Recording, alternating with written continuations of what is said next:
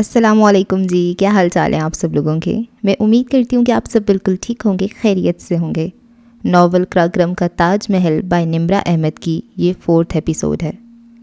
منگل 2 اگست 2005۔ میں کھانے کو دیکھ لوں کہہ کر وہ لاؤنج سے جانے ہی لگی تھی کہ پاپا نے رو کر قدرے آہستگی سے کہا، وحید سے کہو بازار سے چپلی کباب بنوا لائے۔ جلیل کے؟ وہ بے خیالی سے بولی۔ کیا؟ وہ سمجھ نہ پائے تھے۔ نہیں کچھ نہیں، میں وحید سے کہتی ہوں۔ وہ گڑبڑا کر سنبھلی۔ بھلا جلیل کہاں سے آ گیا درمیان میں؟ کتنی کمزور ہو گئی ہو پری بیٹا، خواہ مخواہ اتنی دور چلی گئیں، بھلا کیا رکھا ہے ادھر؟ پھپھو پاپا کے سامنے پیار جتاتی اسے بہت مصنوعی لگ رہی تھی۔ ادھر کیا رکھا تھا؟ ادھر ہی تو سب کچھ رکھا تھا۔ بس یوں ہی۔ وہ مزید کچھ نہ کہہ سکی اور کچن میں آ گئی۔ پھپھو ٹھیک کہہ رہی تھی۔ اس نے کچن کے کیبنٹ کی شیشے میں اپنا عکس دیکھ کر سوچا، وہ واقعی بہت کمزور اور الجھی لگ رہی تھی۔ یہ اسے کیا ہو گیا تھا؟ میں قراقرم کے تاج محل پر قراقرم کی پری کا انتظار کروں گا۔ وہ آواز جو کسی نغمہ ساز کی دھن سے زیادہ خوبصورت تھی، پچھلے 3 دن سے اس کی سماعتوں میں گونج رہی تھی۔ وہ اس کا انتظار کرے گا اور اسے نہ پا کر واپس چلا جائے گا۔ قراقرم کی پری اور کوہ پیما کی کہانی کا یہی منطقی انجام تھا۔ پھر وہ کس کے لیے اداس تھی؟ اس کے لیے جس نے ایک دفعہ بھی نہیں کہا تھا کہ وہ اس سے محبت کرتا ہے، جس نے یہ تک نہیں بتایا تھا کہ اس کا گھر ترکی کے کس شہر میں ہے۔ پھر وہ اتنی جذباتی کیوں ہو رہی تھی؟ ان 2-3 دنوں میں خوش کمانی کے سارے رنگ اس کی آنکھوں سے اتر چکے تھے۔ وہ بے شک اس سے محبت کرنے لگی تھی، مگر وہ بھی اس سے محبت کرتا ہے، یہ اس نے کیسے اخذ کر لیا تھا؟ اب غیر جانبداری سے معاملے کو دیکھتی تو اسے لگتا کہ وہ یک طرفہ محبت کا شکار تھی۔ پری کیسی ہو؟ وہ سلاد کاٹ رہی تھی جب سیف بغیر کسی دستک کے اندر داخل ہوا اور عین اس کے پیچھے آ کر بولا۔ وہ چونک کر پلٹی۔ سیف کو اتنے قریب دیکھ کر ناگواری سے اس کی پیشانی پر بل پڑ گئے۔ آپ اندر جا کر بیٹھے، میں کھانا لگانے ہی لگی ہوں۔ وہ واپس پلٹ کر جھک گئی۔ میں ادھر ٹھیک ہوں، تم نے فون ہی نہیں کیا وہاں سے؟ پاپا کو کرتی تھی روزانہ، یہ بہت تھا۔ اس کا انداز اتنا روکھا تھا کہ سیف چونکے بغیر نہ رہ سکا۔ پھر بھی خیر گنوار قسم کے پہاڑی لوگوں میں جا کر رہنا کیسا تجربہ تھا؟ اس نے زور سے چھری رکھی۔ پہاڑی لوگ گنوار نہیں، مخلص اور بہادر ہوتے ہیں۔ مگر میں نے تو سنا ہے کہ حیات آباد کے دکانداروں سے زیادہ چرب زبان اور بے ایمان کوئی نہیں ہوتا۔ دکاندار تو سبھی ایک جیسے ہوتے ہیں، چاہے حیات آباد کے ہوں یا اسلام آباد کے۔ وہ سلاد میں لیمو نچوڑنے لگی۔ پریشے؟ پاپا نے اسے آواز دی۔ وہ جی کہہ کر سیف کو مکمل طور پہ نظر انداز کر کے باہر آ گئی۔ اپنے ماموں ممانی کو بلا لاؤ۔ وہاں اس کی شادی کی تاریخ رکھی جا رہی تھی اور ماموں ممانی کی موجودگی لازمی تھی۔ ہاں ان کو بھی ہونا چاہیے، آخر کو اکلوتی بھانجی ہے۔ پھپھو نے فوراً خوش دلی سے کہا۔ وہ انہیں دیکھ کر رہ گئی۔ جاتی ہوں پاپا۔ وہ دانستہ لاؤنج کے دروازے سے باہر گئی، نہ کہ کچن سے، کیونکہ وہاں سیف تھا۔ اسے سیف اور پھپھو جتنے برے اور منافق آج لگ رہے تھے، اتنے پہلے کبھی نہیں لگے تھے۔ پہلے وہ ان کو پسند نہیں کرتی تھی، مگر اب ناپسند کرنے لگی تھی۔ اس کا رویہ اتنا روکھا پھیکا پہلے کبھی نہیں ہوا تھا جتنا آج وہ اختیار کیے ہوئے تھی۔ پچھلے 8 دنوں نے اس کی زندگی بدل ڈالی تھی۔ ایک دفعہ انسان پہاڑوں پر چلا جائے تو پھر زندگی کبھی پہلے جیسی نہیں رہتی۔ نشا کی لان میں آج پھر وہ لڑکا حسیب کے ساتھ بیٹھا کاغذ پر کوئی لسٹ بنا رہا تھا۔ اسے دیکھتی اٹھ کھڑا ہوا۔ السلام علیکم پری آپا۔ ڈونٹ کال می آپا، وہ ناک سے کوڑ کر کہتی اندر چلی آئی۔ وہ اسے بہت برا لگتا تھا۔ ماموں اور ممانی لیونگ روم میں ہی تھے۔ اس نے چہرے کے زاویے درست کر کے انہیں سلام کیا۔ وہ آپ کو پاپا بلا رہے ہیں، دراصل پھپھو آئی ہوئی ہیں تو پاپا نے کہا ہے کہ آپ لوگ بھی آ جائیں۔ اچھا ڈیٹ فکس کرنے آئے ہوں گے، تم جاؤ پری، ہم آ رہے ہیں، ماموں نے کہا۔ اور کھانا وغیرہ سب ٹھیک ہے نا؟ کوئی مدد چاہیے تو بتاؤ، بنوا دوں تمہارے ساتھ کچھ؟ ممانی بالکل ماؤں والے انداز میں فکر مند ہو رہی تھیں۔ وہ مسکرا دی۔ مامی سب کچھ تیار ہے، بس آپ لوگ آ جائیں۔ وہ وہاں سے جا رہی تھی جب ممانی نے دھیرے سے ماموں سے کہا، میرا بڑا بیٹا ہوتا تو میں کبھی پریشے کو ان ناقدروں میں نہ جانے دیتی۔ کبھی میں سوچتا ہوں جہاں زیب سے ایک دفعہ پوچھوں تو سیف میں اچھی شکل اور پیسے کے علاوہ اسے کیا نظر آیا جو اس نے۔ اس سے آگے وہ سن نہ سکی کہ باہر آ گئی تھی۔ وہ دونوں لان میں بیٹھے تھے، اس کو دیکھ کر بولتے بولتے رک گئے۔ ویسے نام کیا ہے تمہارا؟ وہ ان کے قریب سے گزر کر جانے ہی لگی تھی، مگر کسی خیال کے تحت رک کر پوچھ لیا۔ وہ اس کا نام ہمیشہ بھول جایا کرتی تھی۔ مصعب عمر۔ وہ کھڑا ہو گیا۔ تم وہی ہو نا؟ تمہارے ابا شاید کور کمانڈر تھے اور پچھلے سال شاید ان کو ایک ایجنسی کا اعلیٰ عہدہ دے دیا گیا ہے نا؟ بالکل، پنڈی کو ان جیسا ہینڈسم کور کمانڈر آج تک نہیں ملا۔ وہ اس کے ساتھ چلنے لگا تھا۔ میں نے سنا ہے ان کو آگے بھی بہت زیادہ ترقی ملنے کے چانسز ہیں، اور یہ کہ وہ صدر کے خاص دوستوں میں شمار ہوتے ہیں۔ وہ بڑے اکھڑے اکھڑے انداز میں پوچھ رہی تھی۔ میں نے کبھی ان سے پوچھا نہیں۔ کم آن، اتنا تو مجھے بھی پتہ ہے کہ پنڈے کا کور کمانڈر آرمی چیف کا فیوریٹ ہوتا ہے۔ فیوریٹ کی بات نہیں، بعض لوگوں میں اتنی خوبیاں ہوتی ہیں کہ آپ کے لیے انہیں نظر انداز کرنا مشکل ہو جاتا ہے، اور مجھے زیادہ نہیں پتہ ہوتا۔ یو سی، میں ادھر نہیں، گھوڑا گلی میں ہوتا ہوں۔ اس نے لاپرواہی سے شانے اچکائے۔ پریشا نے کھڑے کھڑے اسے گھور کر دیکھا۔ ویسے بادیوں کی عمر کی لڑکیوں کو دیکھ کر سیٹی بجانا بھی لارنس کالج میں سکھایا جاتا ہے۔ وہ پریشا آپی، میں جسٹ ڈونٹ کال می آپی۔ وہ کھٹ کھٹ کرتی وہاں سے چلی گئی۔ بدھ 3 اگست 2005۔ میں گھنٹے تک تمہیں پک کر لوں گا، ڈنر ساتھ کریں گے۔ سیف کا اس کے موبائل پر فون آیا تھا۔ کسی ریسٹورانٹ میں یار۔ نمبر 1، میں کوئی یار نہیں ہوں۔ دوسری بات، میں بھی بہت بیزی ہوں، سوری۔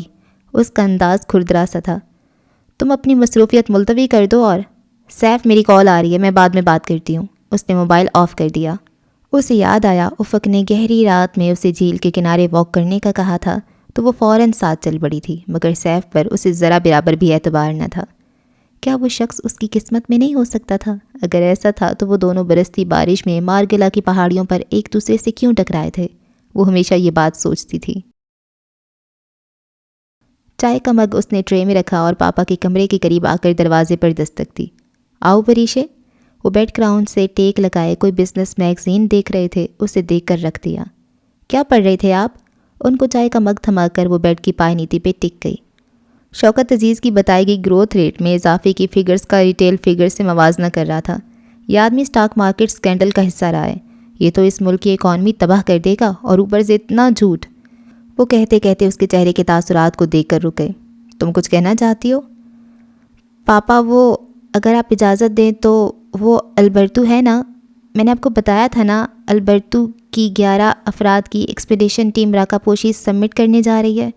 ایک ترک برٹش ایکسپیڈیشن اور بھی ہے، 22 دن کی کوہ پیمائی ہوگی، اور تم ان کے ساتھ 8000 میٹر بلند پہاڑ پر جانا چاہتی ہو؟ ان کے لہجے میں سنجیدگی تھی۔ 8000 کہاں، راکا پوشی تو بس 7000 اور چند کلومیٹر بلند ہے۔ اس نے یہ نہیں بتایا کہ یہ چند کلومیٹر 788 میٹر تھا، اور اس کی کلائم تو خاصی مختصر ہے۔ اس نے دعا کی کہ ان کو علم نہ ہو کہ راکا پوشی کا شمال مغربی رج دنیا کا طویل ترین رج ہے، اور موسم تو ادھر بالکل بھی خراب نہیں ہوتا۔ اس نے یہ بھی نہیں بتایا کہ البرتو اپنی ٹیم کے ساتھ کئی دن سے راکا پوشی بیس کیمپ میں موسم ٹھیک ہونے کا انتظار کر رہا ہے۔ میں چلی جاؤں پاپا؟ تم جانتی ہو میں تمہیں اجازت نہیں دوں گا۔ ان کا لہجہ قطعی تھا۔ باہر برآمدے میں آ کر وہ ستون سے ٹیک لگا کر سیاہ آسمان کو دیکھنے لگی۔ تاریکی کے پردے کی اوٹ سے کمان سا باریک چاند جھانک رہا تھا۔ پریشے نے اداسی سے چاند کو دیکھا۔ یہ چاند ہنزا کے آسمان پر بھی روشن ہوگا۔ نگر کے دریا کے پانی پر بھی چاندنی کی پریوں نے رقص کیا ہوگا۔ ہو سکتا ہے اس وقت افق ارسلان بھی اسے ہی دیکھ رہا ہو، اس کے روشن وجود میں کسی اور کو تلاش کر رہا ہو۔ پھر پتہ نہیں اس کے دل میں کیا سمائی۔ وہ اپنے کمرے میں آئی اور دیوار پر لگے پوسٹرز اتارنے لگی۔ ان کو اتار کر وہ کچن میں آ گئی اور چولہا جلایا۔ مایا ناز کوہ پیما اور دنیا کے بلند پہاڑ اس نے آگ میں ڈالنے شروع کر دیے۔ ایوریسٹ، K2، براڈ پیک، گیشر برم 2، ایناپورنا، نیپسی کی دیوار، سب اس کے چولہے میں جل رہے تھے۔ زندگی میں ایک مقام ایسا آ جاتا ہے جہاں انسان کو اپنے تمام خوابوں سے دستبردار ہونا پڑتا ہے۔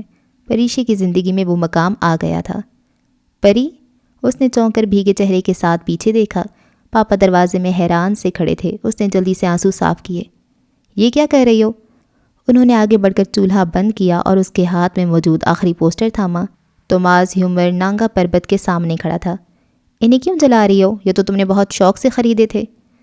بس پاپا، اس شوق کا کیا فائدہ جو صرف خوابوں تک محدود رہے؟ زبردستی مسکرانے کی کوشش میں اس کی آنکھیں مزید بھیگتی چلی گئیں۔ کتنی ہی دیر وہ اس کو دیکھتے رہے۔ وہ ان کی اتنی پیاری اور فرما بردار بیٹی یوں رو رہی تھی، وہ بھی ایک چھوٹی سی خواہش کے پیچھے۔ تم جا سکتی ہو پری؟ جی، میں سونے جا رہی تھی۔ وہ سر جھکا کر ان کے سامنے سے ہٹنے ہی لگی تھی کہ وہ بولے، تم راکا پوشی جا سکتی ہو۔ وہ جاتے جاتے تیزی سے ایڑیوں کے بل گھومی۔ اسے لگا اس نے کچھ غلط سنا ہے۔ آپ نے کیا کہا پاپا؟ تم راکا پوشی کلائم کے لیے جا سکتی ہو، مگر صرف 22 دن کے لیے، سمجھی؟ وہ ہلکے سے مسکرائے۔ وہ ہکا بکا سی انہیں دیکھ رہی تھی۔ میں جا سکتی ہوں؟ ہاں، مجھے آج اندازہ ہوا ہے کہ اگر میں نے اپنی بیٹی کو اس کا سب سے بڑا خواب نہ دیا تو یہ اس کے ساتھ بہت بڑا ظلم ہوگا۔ انہوں نے ہولے سے اس کا سر تھپکا۔ مگر تم جاؤ گی کیسے؟ سیف کو کہوں تمہارے ساتھ چلا جائے؟ نہیں، سیف نہیں پاپا۔ اس سے تو بہتر تھا وہ نہ ہی جاتی۔ نشا اور حسیب ساتھ ہوں گے نا؟ حسیب کے فرینڈز کا گروپ ویسے بھی پرسوں ہنسا جا رہا ہے راکا پوشی بیس کیمپ کا ٹریک کرنے، میں ان کے ساتھ چلی جاؤں گی۔ اسے یقین نہیں آ رہا تھا کہ پاپا اتنی جلدی اجازت دے دیں گے۔ تم نے تو پوری پلاننگ کر رکھی ہے؟ انہوں نے مشکوک انداز میں اسے گھورا تو وہ ہنستی۔ وہ دونوں ساتھ ساتھ چلتے ہوئے باہر لاؤنج میں آ گئے۔ اچھا مجھے بتاؤ کتنے پیسے چاہیے ہوں گے؟ تمہاری ٹور کمپنی نے تو 11,000 لیے تھے نا؟ انہوں نے والیٹ جیب سے نکالا۔ راکا پوشی کے لیے پاپا 7-8۔ اس نے خشک لبوں پہ زبان پھیری۔ بس 8,000؟ وہ ہزار کے نوٹ گننے لگے۔ 8 لاکھ پاپا، اس نے تھوک نکل کر کہا۔ پہلے ہمیشہ وہ سپانسرڈ اور فنڈز ایکسپیڈیشن کے ساتھ جاتی تھی، اب 2 دن میں وہ فنڈز ریز کرنے سے یا سپانسرشپ حاصل کرنے سے تو رہی۔ پری آر یو سیریس؟ وہ حیران ہوئے تھے۔ ان کا دل تنگ تھا نہات، مگر انہیں حیرانی ہوئی تھی۔ بس پاپا تھوڑا مہنگا شوق ہے نا؟ وہ جھینپ کر ہنستی۔ اسے اندازہ نہیں تھا کہ یہ سب اتنا آسان ہوگا۔ اگر ہوتا تو وہ تو کافی عرصہ پہلے ہی پوسٹرز جلانا شروع ہو جاتی۔ اسے توماس ہیومر کا وہ پوسٹر پہلے کبھی اتنا اچھا نہیں لگا تھا جتنا آج لگ رہا تھا۔ 7ویں چوٹی، پیر 8 اگست 2005۔ کدھر پھنسا دیا آپ نے پریشے آپا؟ میں تو پتہ نہیں کتنا رومانٹک سفر سوچ کر آیا تھا کہ ہنزا پہنچ کر 4-5 پورٹرز لیں گے سامان گدھوں پر، اور پھر آئے گا جگلت کے دریا کے کنارے سفر کرنے کے بعد تغافری کا بیس کیمپ۔ خوبصورت دریا، گھنا جنگل، سبزہ ہی سبزہ، وہ جیسے عماد نے بتایا تھا۔ مگر اللہ بھلا کرے آپ کا، آپ ہمیں رومانٹک قسم کے راکا پوشی کی ویسٹ فیس کی بجائے کدھر برف زاروں میں لے آئی ہیں۔ اتنی برف اور اتنے کریوس ہیں ادھر، یہاں تو گدھے بھی نہیں آتے، ہم تو پھر انسان ہیں۔ خیر تمہارے انسان ہونے پر مجھے شک ہے حسیب۔ شاہراہ کراکرم سے راکا پوشی کے شمال مغربی رخ کا فاصلہ 2 دن کی پیدل مسافت پر تھا، اور پچھلے 2 دن میں حسیب یہ بات کوئی 600 دفعہ کہہ چکا تھا۔ سو بے حد تنگ آ کر نشا نے جواب دیا، یہ اتنا خطرناک علاقہ ہے، اس ایکسپیڈیشن ٹیم کی مت ماری گئی ہے جو راکا پوشی نارتھ ویسٹ سپر سے سر کرنا چاہتی ہے۔ اس راستے سے کوئی بھی چوٹی تک نہیں پہنچ سکا۔ وہ سب ایک گلیشیل وادی میں آگے پیچھے قطار میں چل رہے تھے۔ پریشے، نشا اور حسیب سے پیچھے اس کے دوست، اور ان سے پیچھے 28 پورٹر تھے جو انہوں نے ہنزا سے لیے تھے۔ حسیب تمہیں تکلیف کیا ہے؟ تمہارا بوجھ تو پورٹرز نے اٹھایا ہوا ہے۔ حسیب کی مسلسل چلتی زبان پر پریشے غصے سے بولی۔ 2 دن پورٹرز کے ساتھ رہ کر وہ بھی سامان اور کندھے پہ اٹھائے رکسیک کو بوجھ بولنے لگی تھی۔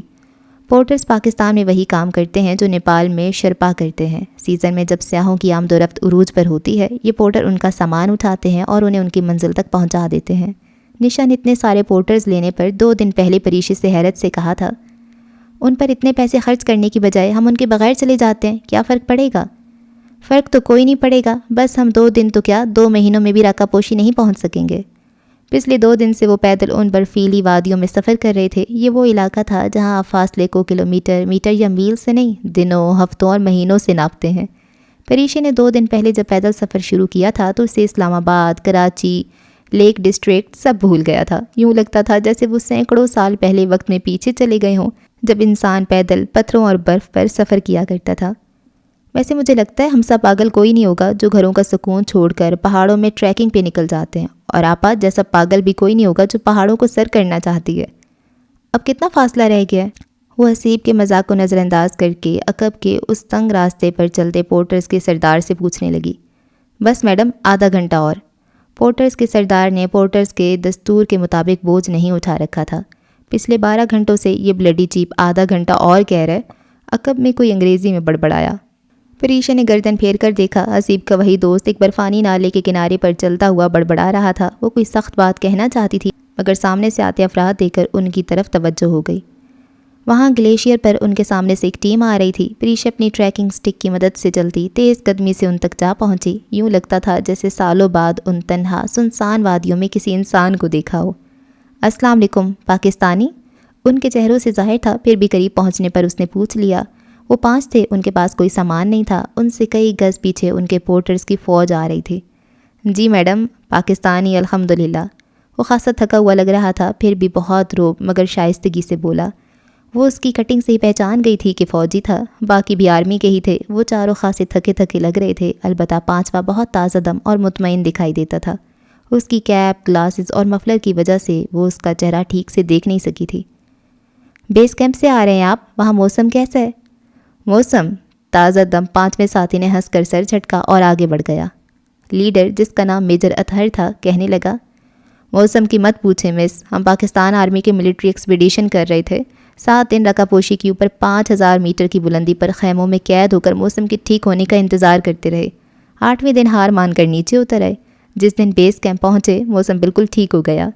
اس کی بات پر پریشے ہنس پڑی۔ اب کون کون ہے بیس کیمپ میں؟ اس نے میجر اطہر سے پوچھا۔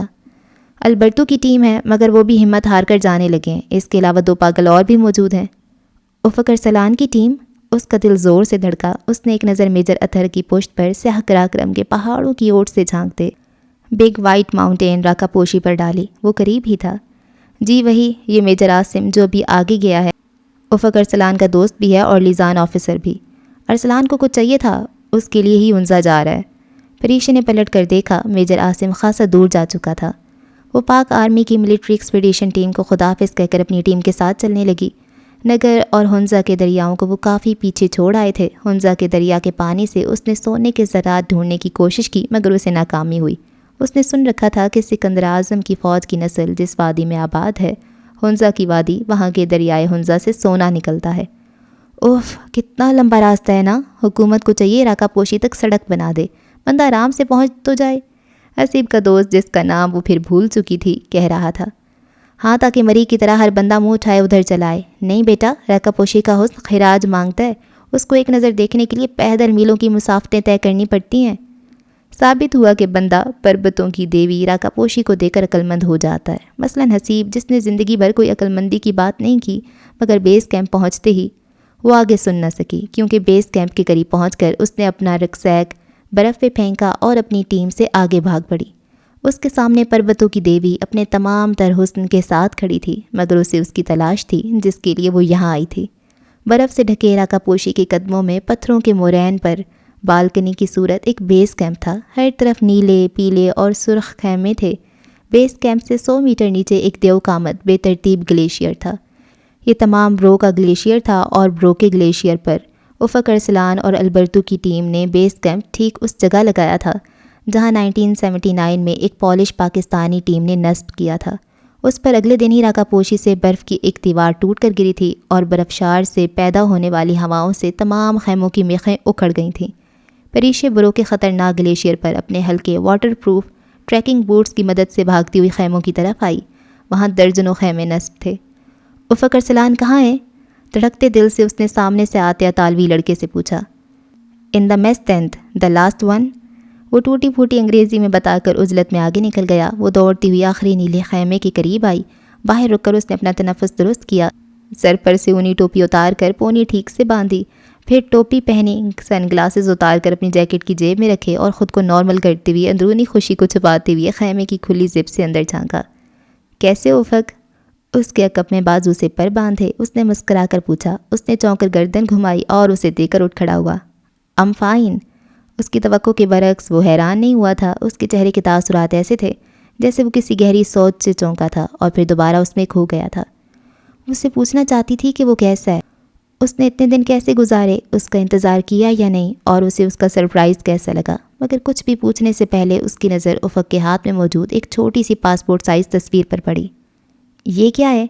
پچھلے 2 دن سے اس نے اپنی اور افق کی جو گفتگو تصور کی تھی وہ بالکل بھی ویسی نہیں تھی۔ وہ جو بہت سی باتیں بتانا اور پوچھنا چاہتی تھی اب اچنبے سے اس تصویر کو دیکھ رہی تھی۔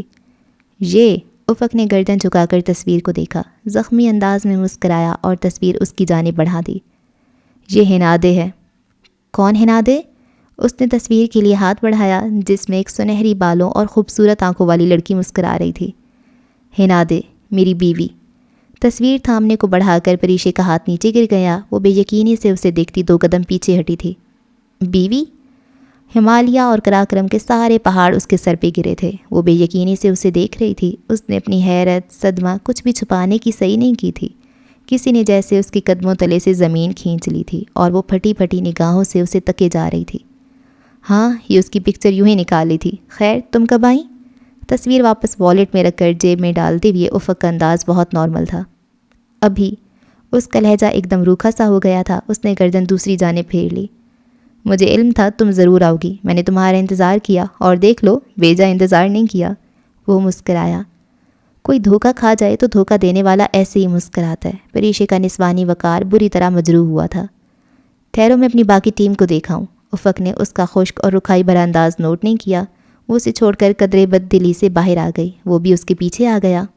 یہ تمہاری سپورٹ ٹیم ہے؟ ٹریکرز ہیں یا یہ بھی کلائم کریں گے؟ ٹریکرز ہیں۔ وہ اس سے دور ہٹ کر پتھروں پہ چلتے ہوئے نیچے کی سمت آنے والی اپنی ٹیم کے افراد تک آئی۔ وہ سب پرجوش سے ہو کر اپنا رخسیک اتار کر نیچے برف پر پھینک رہے تھے اور راکا پوشی کی حسین چوٹی کو گھوم پھر کر دیکھ رہے تھے۔ صرف وہ تھی جس کی دلچسپی وہاں موجود ہر شے سے ختم ہو گئی تھی۔ دور ایک پتھر پہ ارسا بیٹھی ہوئی تھی۔ اس نے گھٹنوں پر کاغذ رکھے تھے اور ان پر کچھ لکھ رہی تھی۔ شور، ہلچل اور ٹریکرز کی آوازیں سن کر اس نے سر اٹھایا۔ فریشے کو سامنے دیکھ کر وہ سارے کاغذ وہاں چھوڑ کر بھاگتی ہوئی اس کی جانب آئی۔ فریشے آپی، آپ ادھر؟ اوہ گاڈ، مجھے یقین نہیں آ رہا۔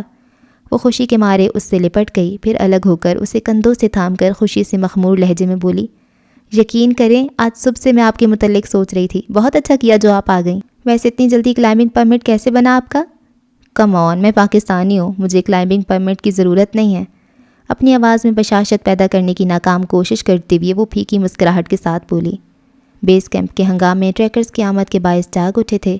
چند پورٹرز خیمے لگا رہے تھے۔ لڑکے ان کی مدد کرنے لگے۔ پریش اپنے ساتھ ایک کک شفالی بھی لائی تھی جو چولہا جلا کر چپاتیاں پکانے لگا تھا۔ شفالی کے قریب بیٹھے پورٹر پاکستان میں ستو گھول کر پی رہے تھے۔ پولو البرتو کی اطالوی ٹیم بھی ان کے قریب آ گئی تھی۔ البرتو انگریزی سے نابل تھا۔ باقی اطالویوں میں سے ایک کو تھوڑی بہت انگریزی آتی تھی۔ وہ سب کو بتا رہا تھا کہ کل صبح اس کی ٹیم واپس جا رہی ہے اور وہ راکا پوشی کو چھوڑ کر بلتورو کی کسی چوٹی کو سر کرنے کا سوچ رہے ہیں۔ پریشے نے پورٹرز کی مزدوری کی تمام رقم سردار پورٹر کے ہاتھ میں رکھ دی اور اپنے خیمے میں چلی آئی۔ یہ پورٹرز کا دستور تھا کہ ہمیشہ رقم سردار کو ملتی تھی، پھر وہ آگے ان کو تمام پورٹرز میں تقسیم کرتا تھا۔ اپنے خیمے میں آ کر اس نے میٹ بچھا کر سلیپنگ بیگ رکھا اور اس میں لیٹ کر آنکھیں بند کر لیں۔ اس کی سماعتوں سے باہر ہونے والا شور و غول اور کہکہوں کی آوازیں ٹکرا رہی تھیں، مگر اس کا ذہن کہیں اور تھا۔ ہنادے، افق کی بیوی، وہ شادی شدہ تھا، کسی اور کا پابند تھا، تو پھر اسے کیوں قراقرم کے تاج محل پر بلایا تھا؟ وہ غلط سمجھی تھی اسے؟ اس نے دھوکہ کھایا تھا؟ جانے کب اسے نیند نے آن گھیرا۔ افق اسے رات کے کھانے پر بلانے آیا، مگر سوتا خیال کر کے واپس چلا گیا۔ منگل، 9 اگست 2005۔ ہر سو گہری دھند چھائی تھی۔ وہ کسی بادل کے وسط میں پھنسی تھی۔ دھند میں اسے اس کا چہرہ دکھائی دیا، سبز آنکھوں اور سنہری بالوں والی لڑکی۔ وہ پریشے کو دیکھ کر تمسخر سے مسکرائی، پھر زور زور سے چلانے لگی، افق میرا ہے، وہ صرف میرا ہے۔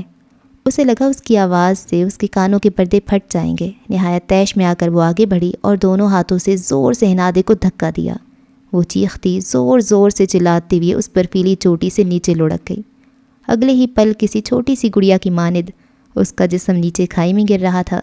وہ بلند آواز میں چیخ رہی تھی، اتنی بلند گڑگڑاہٹ نما آواز کہ اس کو لگا وہ بحری ہو جائے گی، ہوا کو آری کی طرح چیرتی بھاری گڑگڑاہٹ۔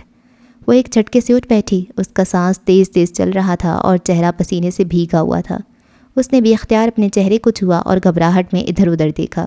وہ اپنے خیمے میں تھی۔ یہ سب ایک بھیانک خواب تھا، مگر وہ آواز ابھی تک سنائی دے رہی تھی۔ ہوا کے زور سے اس کے خیمے کا گورٹکس پھڑپھڑا رہا تھا۔ وہ تیزی سے زپ کھول کر باہر آئی۔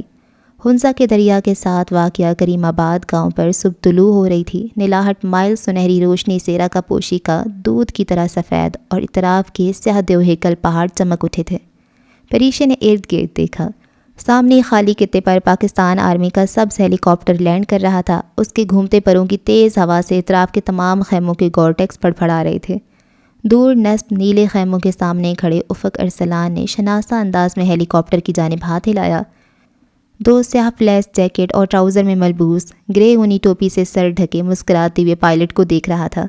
ہیلی کاپٹر کے پر سست ہو چکے تھے۔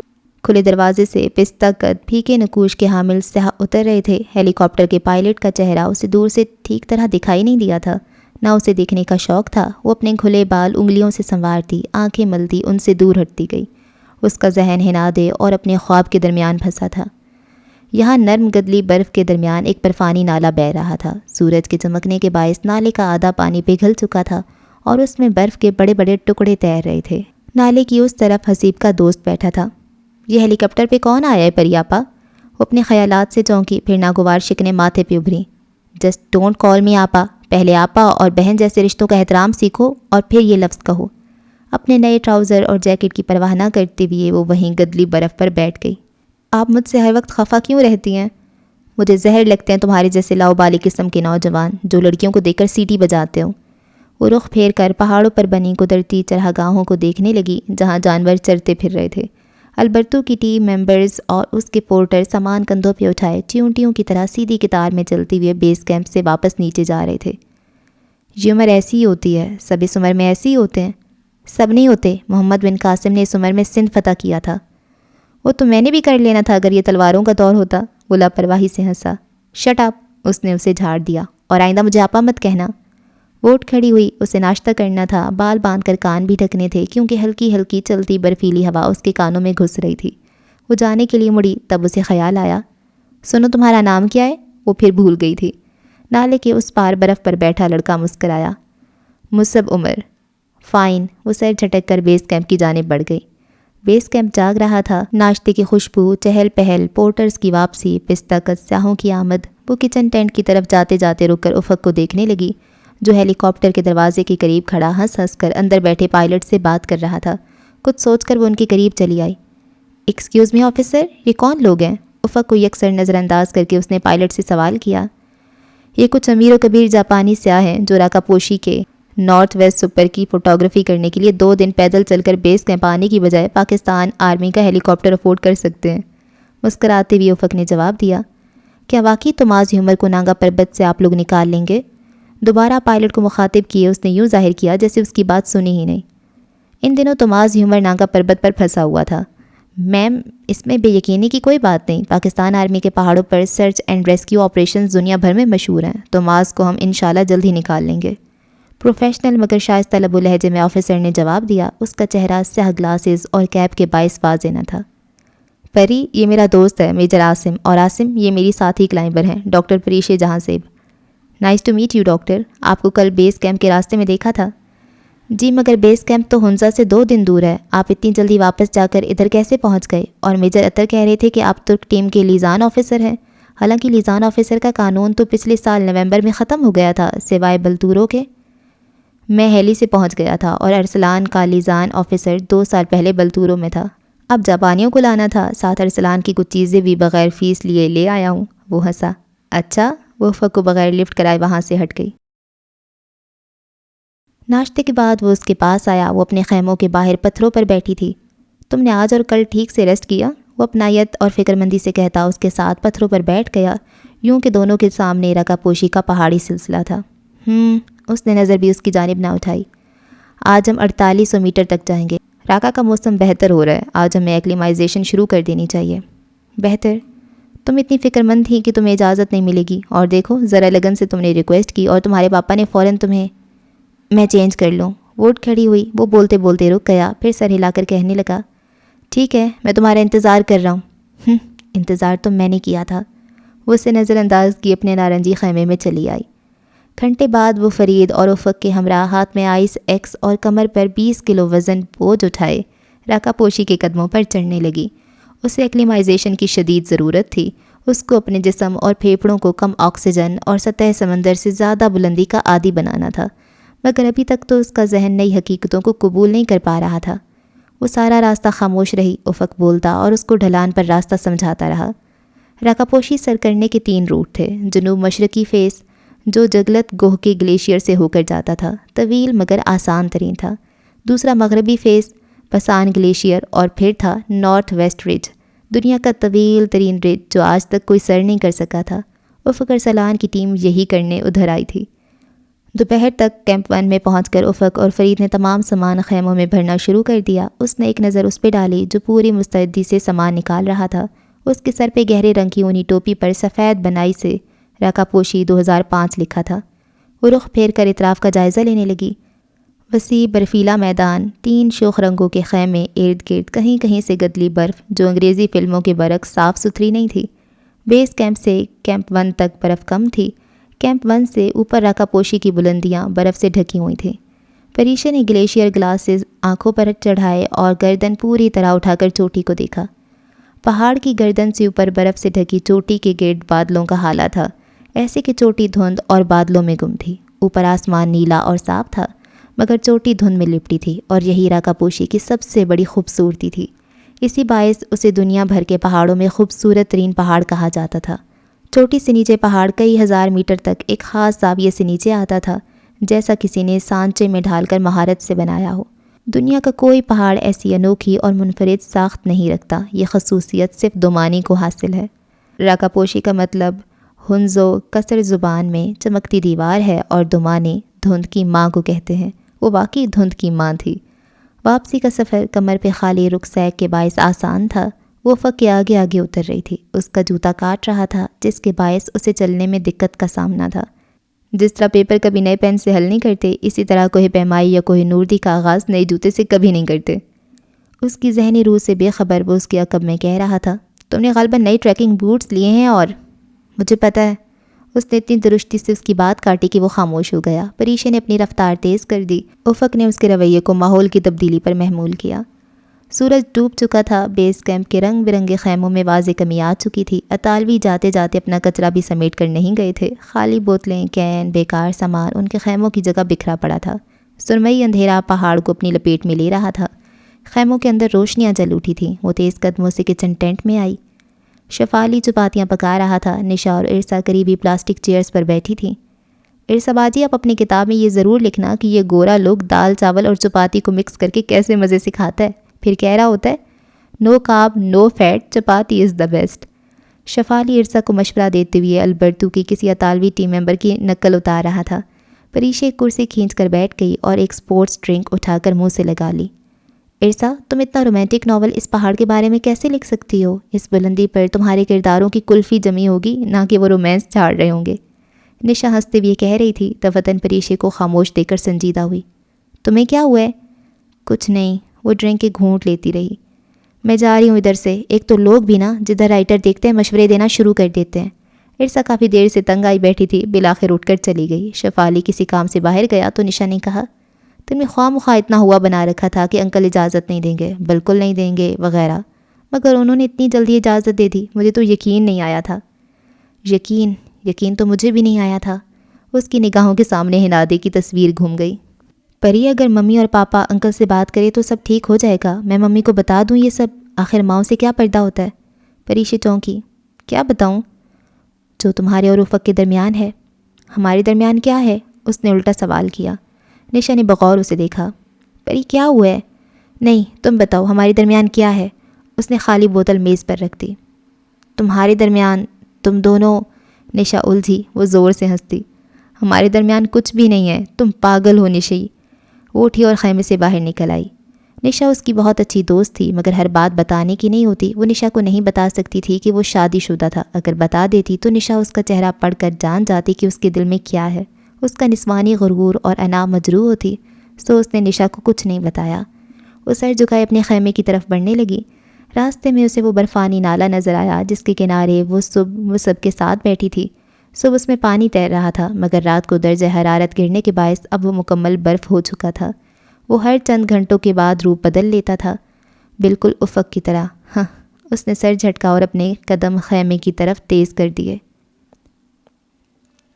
بدھ 10 اگست 2005۔ بیس کیمپ میں آج پورٹرز نے بہت اچھا ناشتہ دیا تھا، دلیا، انڈے، چپاتی، جوس اور پنیر، جس کے باعث اگلی صبح جب وہ کیمپ 1 تک فرید اور افق کے ساتھ چڑھ رہی تھی تو اس کی طبیعت بوجھل سی تھی۔ افق اس سے آگے تھا اور مسلسل اس سے بات کرنے کی کوشش کر رہا تھا۔ کبھی اس کے جوتوں کے متعلق پوچھتا تو کبھی کھانسی کے بارے میں، کیونکہ وہ مسلسل کھانس رہی تھی۔ تم احمد کو دکھا لیتی تو اچھا تھا۔ اس نے بیس کیمپ مینیجر اور ڈاکٹر احمد دوران کا نام لیا۔ وہ جواب دیے بنا سر جھکائے اپنے سکی پولز کی مدد سے برف پہ چلتی رہی۔ افق کی ایکلیمائزیشن مکمل تھی، مگر محض پریشے کے لیے کہ وہ گر نہ جائے، اس کی طبیعت نہ خراب ہو جائے، اسے کوئی مسئلہ نہ ہو۔ وہ روز اتنا بوجھ لے کر اس کے ساتھ چڑھتا تھا۔ اس کا ارادہ آج تمام سامان کیمپ 1 پہنچا کر پوری شام ریسٹ کرنے کے بعد اگلی صبح تازہ دم ہو کر بیس کیمپ کو الوداع کہہ کر چڑھائی شروع کرنے کا تھا۔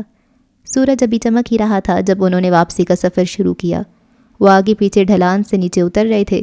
گرمی اتنی شدید تھی کہ پریشے نے دستانے اتار کر ہاتھ میں پکڑ لیے تھے۔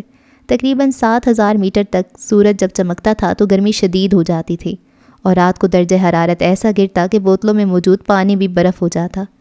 اونچائی کم ہو رہی تھی، مگر اس کی کھانسی شدید ہوتی جا رہی تھی، چکر آ رہے تھے، سر میں درد تھا، نوزیا بھی ہو رہا تھا۔ ایک جگہ کھڑے ہونے کی کوشش میں وہ پھسلنے لگی تو افق نے پیچھے سے اس کا بازو تھام کر اسے سہارا دیتے ہوئے قریب پتھر پہ بٹھایا۔ तुम्हें अल्टीट्यूड सिकनेस हो रही है। नहीं, मैं ठीक हूँ। घूमते सर को उसने दोनों हाथों में थाम लिया। सर में बहुत दर्द हो रहा है क्या? उसको अपनी कनपटी सहलाते देखकर वो फिक्रमंदी से कहता उसके बिल्कुल सामने आ गया। सूरज अब अफक की पुश्त पर था। उसकी नारंगी शुआएं उसके इतराफ से निकलकर परीशे तक पहुंच रही थी। मैं डायामॉक्स ले लूँगी। वो उसकी फ़िक्र कर रहा था। वो चिढ़ सी गई। उसे उसके हाल पर क्यों नहीं छोड़ देता? डायामॉक्स से काम नहीं चलेगा। अगर ये एल्टीट्यूड सिकनेस है तो ये सेरिब्रल एडेमा या प्लम्जी एडेमा में तब्दील हो सकती है। और उफ़क, क्या मसला है? मैं डॉक्टर हूँ, मुझे पता है। तुम्हें मेरी फ़िक्र करने की ज़रूरत नहीं है। वो इतने गुस्से से बोली कि उफ़क ने हैरान होकर उसे देखा। परी, क्या हुआ है? मैं कल से नोट कर रहा हूँ, तुम कुछ अपसेट हो। मुझे जो भी हो, ये तुम्हारा दर्द सर नहीं है। तुम मेरी फ़िक्र मत करो, समझे तुम? वो खड़ी हो गई। सर दर्द बढ़ता जा रहा था। क्यों ना करूँ तुम्हारी फ़िक्र? तुम मेरी। मैं कुछ नहीं हूँ तुम्हारी। वो एकदम हलक फाड़ कर चिल्लाई। तुम्हारी सिर्फ हिनादे है, तुम उसकी फ़िक्र करो। उफ़क के माथे पर नागुवार सी शिकंदर आई। हिनादे का यहाँ क्या जिक्र? तुम्हें उससे क्या मसला है? उसका लहजा सख्त हो गया था। हाँ, मुझे तुम्हारी बीवी के साथ क्या मसला होगा? शट अप, उसका नाम मत लो बीच में। परीशा ने पहली दफ़ा उसे गुस्से में देखा था और उसे गुस्सा आया भी किस बात पर था कि वो उसकी बीवी का नाम तहकीर से न ले। उससे इतनी मोहब्बत करता था कि सिर्फ नाम लेने पर। परीशा के हलक में आंसुओं का गोला फंसने लगा। वो झटके से मुड़ी और तेज़ी से ढलान से नीचे उतरने लगी। परी, रुको। वो उसके पीछे लपका। वो जितना तेज़ दौड़ सकती थी दौड़ी। बेस कैंप अब नज़र आने लगा था। बर्फ़ानी नाला पिघल चुका था। उसमें पानी तैर रहा था और बर्फ़ के बड़े बड़े टुकड़े। वो बहुत तेज़ी से खैमों की तरफ आई थी। उसका दिमाग एक नहज पर पहुंच चुका था। उसे अब किसी सूरत वहाँ नहीं रहना था। उसे वापस घर जाना था। बस अब बहुत हो चुका था। अब वो किसी धोखे में नहीं आ सकती थी। वो राका पोशी तस्खीर करने नहीं आई थी। वो तो ख़ुद तस्खीर होकर आई थी। मगर अब और नहीं। अपने खैमे में आकर उसने अपना मुख्तसर सामान उठाया और रुकसैक में भरने लगी। उसने सोचा वो करीम आबाद से कोई पोर्टर और शफाली को साथ ले लेगी। हसीब लोग अभी सुबह ही निकले थे, ज़्यादा दूर नहीं गए होंगे। वो उनको जा लेगी। परी, तुम्हें क्या हुआ है? वो भागता हाँपता उसके खैमे में दाखिल हुआ। परीशा ने जवाब नहीं दिया।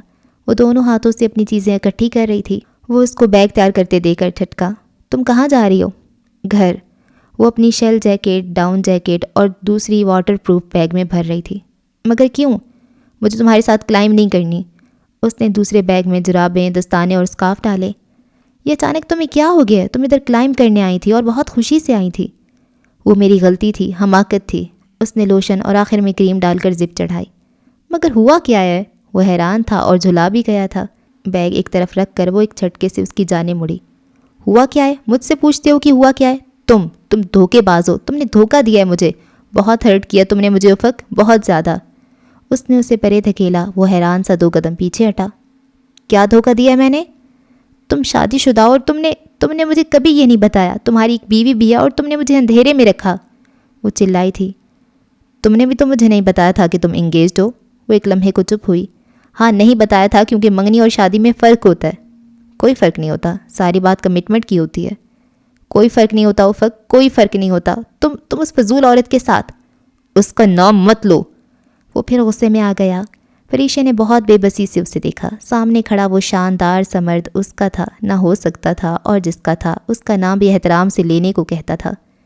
इतनी मोहब्बत है तुम्हें उससे उफ़क? उसका गला रुंध गया। इतनी मोहब्बत है उससे तो फिर मुझे क्यों बुलाया था इधर? हाँ बोलो, जवाब दो।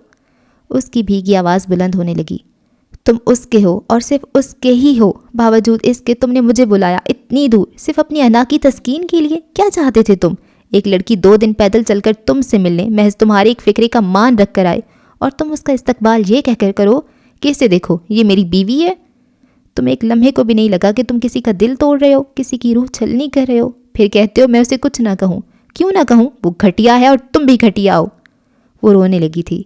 वो बुरी तरह हारी थी। प्यार की पहली बसात पर ही उसे शहमात दे दी गई थी।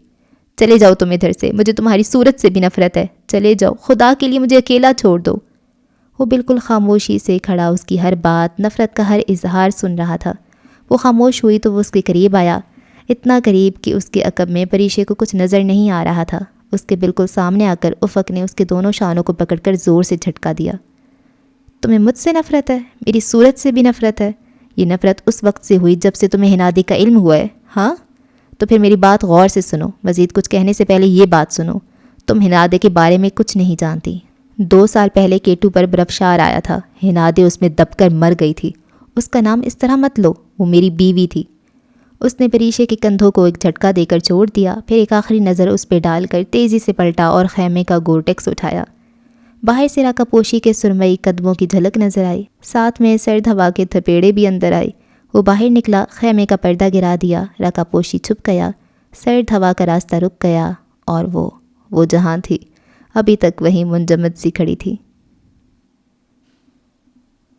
بیس کیمپ پہ رات اتر آئی تھی، اندھیرے میں دومانے کی سفید چوٹی کسی ہیرے کی طرح جگر جگر چمک رہی تھی۔ پہاڑ کے قدموں میں خیموں سے ایک طرف ہٹ کر خالی جگہ پہ آگ کا الاؤ جلا تھا۔ اس الاؤ کے گرد افق کی سپورٹ ٹیم کے افراد، مقامی پورٹرز اور کریم آباد کے باسی جم گھٹا لگائے بیٹھے تھے۔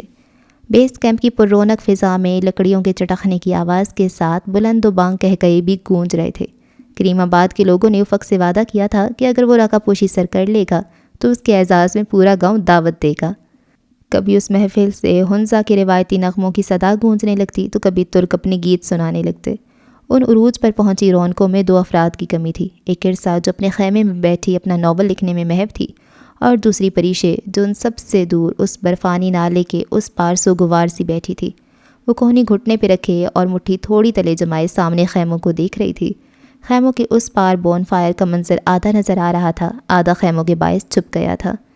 تب دفتن اس نے افق کو محفل میں سے اٹھتے دیکھا۔ وہ خیموں کے درمیان میں سے جگہ بناتا، اپنی گرے فلیس جیکٹ کی زپ بند کرتا اس کی جانب آ رہا تھا۔ پریشے نے سر جھکا دیا، اسے اس وقت افق سے بے انتہا شرمندگی محسوس ہو رہی تھی۔ تم کیا ادھر بور لوگوں کی طرح بیٹھی ہو؟ آؤ وہاں چلو، سب ادھر اتنا انجوائے کر رہے ہیں، میں تمہارے لیے اتنا شغل چھوڑ کر آیا ہوں۔ وہ اتنے فریش انداز میں مخاطب تھا جیسے صبح کچھ ہوا ہی نہ ہو۔ پریشے نے اپنی لمبی پلکیں اٹھا کر ڈبڈبائی آنکھوں سے اسے دیکھا۔ وہ اس کے سامنے ایک پتھر پہ کوہنی جمائے آرام سے بیٹھ چکا تھا اور اب اسے ہی دیکھ رہا تھا۔ تم نے ہم ترکوں کے گیت مس کر دیے، ابھی میں انہیں اتنا اچھا گانا سنا رہا تھا۔ وہ پورٹرز کہنے لگے، صاحب آپ نے غلط پروفیشن چوز کیا ہے، آپ کو تو افق۔ اس کی آنکھوں میں آنسو تیرنے لگے۔ وہ اسے ڈانٹنے یا اس پر خفا ہونے کی بجائے یوں اتنا لاپرواہ اور حشاش بشاش کیوں لگ رہا تھا؟ میں بہت بری ہوں نا افق؟ تمہیں واقعی آج پتہ چلا ہے؟ افق پلیز، میں سیریس ہوں۔ میں بھی ڈیڈ سیریس ہوں پیاری پری، وہ مصنوعی سنجیدگی سے بولا۔ دور الاؤ کے قریب سے اٹھتا شور یہاں تک سنائی دے رہا تھا۔ پلیز افق، مجھے بات تو کرنے دو۔ وہ روحان سی ہو گئی۔ کم آن، مجھے پتہ ہے تم نے کیا کہنا ہے، یہی کہ افق مجھے معاف کر دو، میں بہت شرمندہ ہوں، مجھے نہیں پتہ تھا کہ وہ مر چکی ہے، ورنہ میں یہ سب نہ کہتی۔ یہی کہنا ہے نا تمہیں؟ تو بس ٹھیک ہے، میں نے کہہ دیا تمہاری جگہ، اب اس قصے کو ختم کرو۔ افق مجھے واقعی نہیں پتہ تھا، میں اتنا کچھ کہتی رہی اور… وہ رو دینے کے قریب تھی۔ وہ جھنجھلا گیا۔ ایک تو تم پاکستانیوں میں یہ بڑی خرابی ہے، بات کو چباتے رہتے ہو، پلیز باتوں کو نگل لیا کرو، ہضم کر لیا کرو، جو ہوا بھول جاؤ پلیز۔ وہ اسی طرح بھیگی آنکھوں سے اسے دیکھتی رہی۔ ویسے مجھے اگر علم ہوتا کہ تم ہنادیہ سے اتنی جیلس ہوگی تو اس کا ذکر بہت پہلے کر دیتا۔ ویسے وہ شرارت سے تھوڑا سا جھکا۔ میں تمہیں اتنا اچھا لگتا ہوں کیا؟ مسکراہٹ دبائے بمشکل خود پر سنجیدگی طاری کیے وہ مصنوعی معصومیت سے پوچھتا، اتنا اچھا لگ رہا تھا؟ ہاں لگتے ہو نا، خفگی بھرے انداز میں کہہ کر وہ خیموں کو دیکھنے لگی۔ افق کی طرح اس کی ناک بھی سرخ ہو رہی تھی اور منہ سے دھواں نکل رہا تھا۔ وہ کتنی ہی دیر اسے دیکھتا رہا، جیسے کوئی بڑا کسی بچے کی معصومانہ شرارت پر اسے پیار سے دیکھتا ہے مگر کہتا کچھ نہیں ہے۔ پری، آج تک یہ ہوتا آیا ہے کہ کوہ پیما خوب جسمانی مشقیں جھیل کر خود کو ان خوبصورت پہاڑوں کے لیے تیار کرتے ہیں۔ آج رات یہ پہلی دفعہ ہوگا کہ میرے عقب میں موجود یہ پہاڑ خود کو ایک بہت خوبصورت کوہ پیما کے لیے تیار کرے گا۔ پریشے نے نگاہوں کا زاویہ اس کی جانب موڑا۔ قدرے اتراہٹ، قدرے معصومیت سے وہ بولی، کون؟ میں؟ نہیں یار، اپنی بات کر رہا ہوں۔ وہ ہنستے ہوئے اٹھ کھڑا ہوا۔ پریشے نے ناراضی سے اسے دیکھا۔ اچھا اٹھو، تمہارا چیک اپ کراتے ہیں احمد سے، سارا دن روتی رہی ہو، اب تک تمہاری الٹیٹیوڈ سکنس عروج پر ہوگی۔ کھڑے کھڑے افق نے اس کی جانب ہاتھ بڑھایا۔ وہ نالے کی دوسری طرف تھا۔ پریشے نے پہلے خفگی سے اسے دیکھا مگر وہ اس سے زیادہ دیر خفا نہیں رہ سکتی تھی۔ اس نے افق کا ہاتھ تھام لیا اور کھڑی ہو گئی، پھر اس کا ہاتھ تھامے نولا کراس کیا۔ دوسری جانب پہنچ کر افق نے اس کا ہاتھ چھوڑ دیا۔ وہ دونوں ساتھ چلتے ہوئے خیموں کے قریب آئے۔ کریم آباد کے دیہاتی اب اٹھ کر جا رہے تھے۔ احمد بھی ابھی تک بیٹھا کوئی گانا سنا رہا تھا۔ پریشے کو آتے دیکھ کر وہ جھیم کر خاموش ہو گیا۔ افق نے اس سے ترک زبان میں کچھ کہا۔ وہ سر ہلا کر اٹھ کھڑا ہوا اور ان کو اپنے ساتھ لیے ایک خیمے میں آ گیا۔ تمہارا تعارف نہیں کرایا، یہ میرا دوست ہے ڈاکٹر احمد دوران، جینک اور کینن جیسا بہترین دوست۔ اس سے میری دوستی کا اس سے بڑا ثبوت کیا ہوگا کہ میں ہر ممکن طریقے سے اس کے لیے مریض پکڑ کر لاتا ہوں۔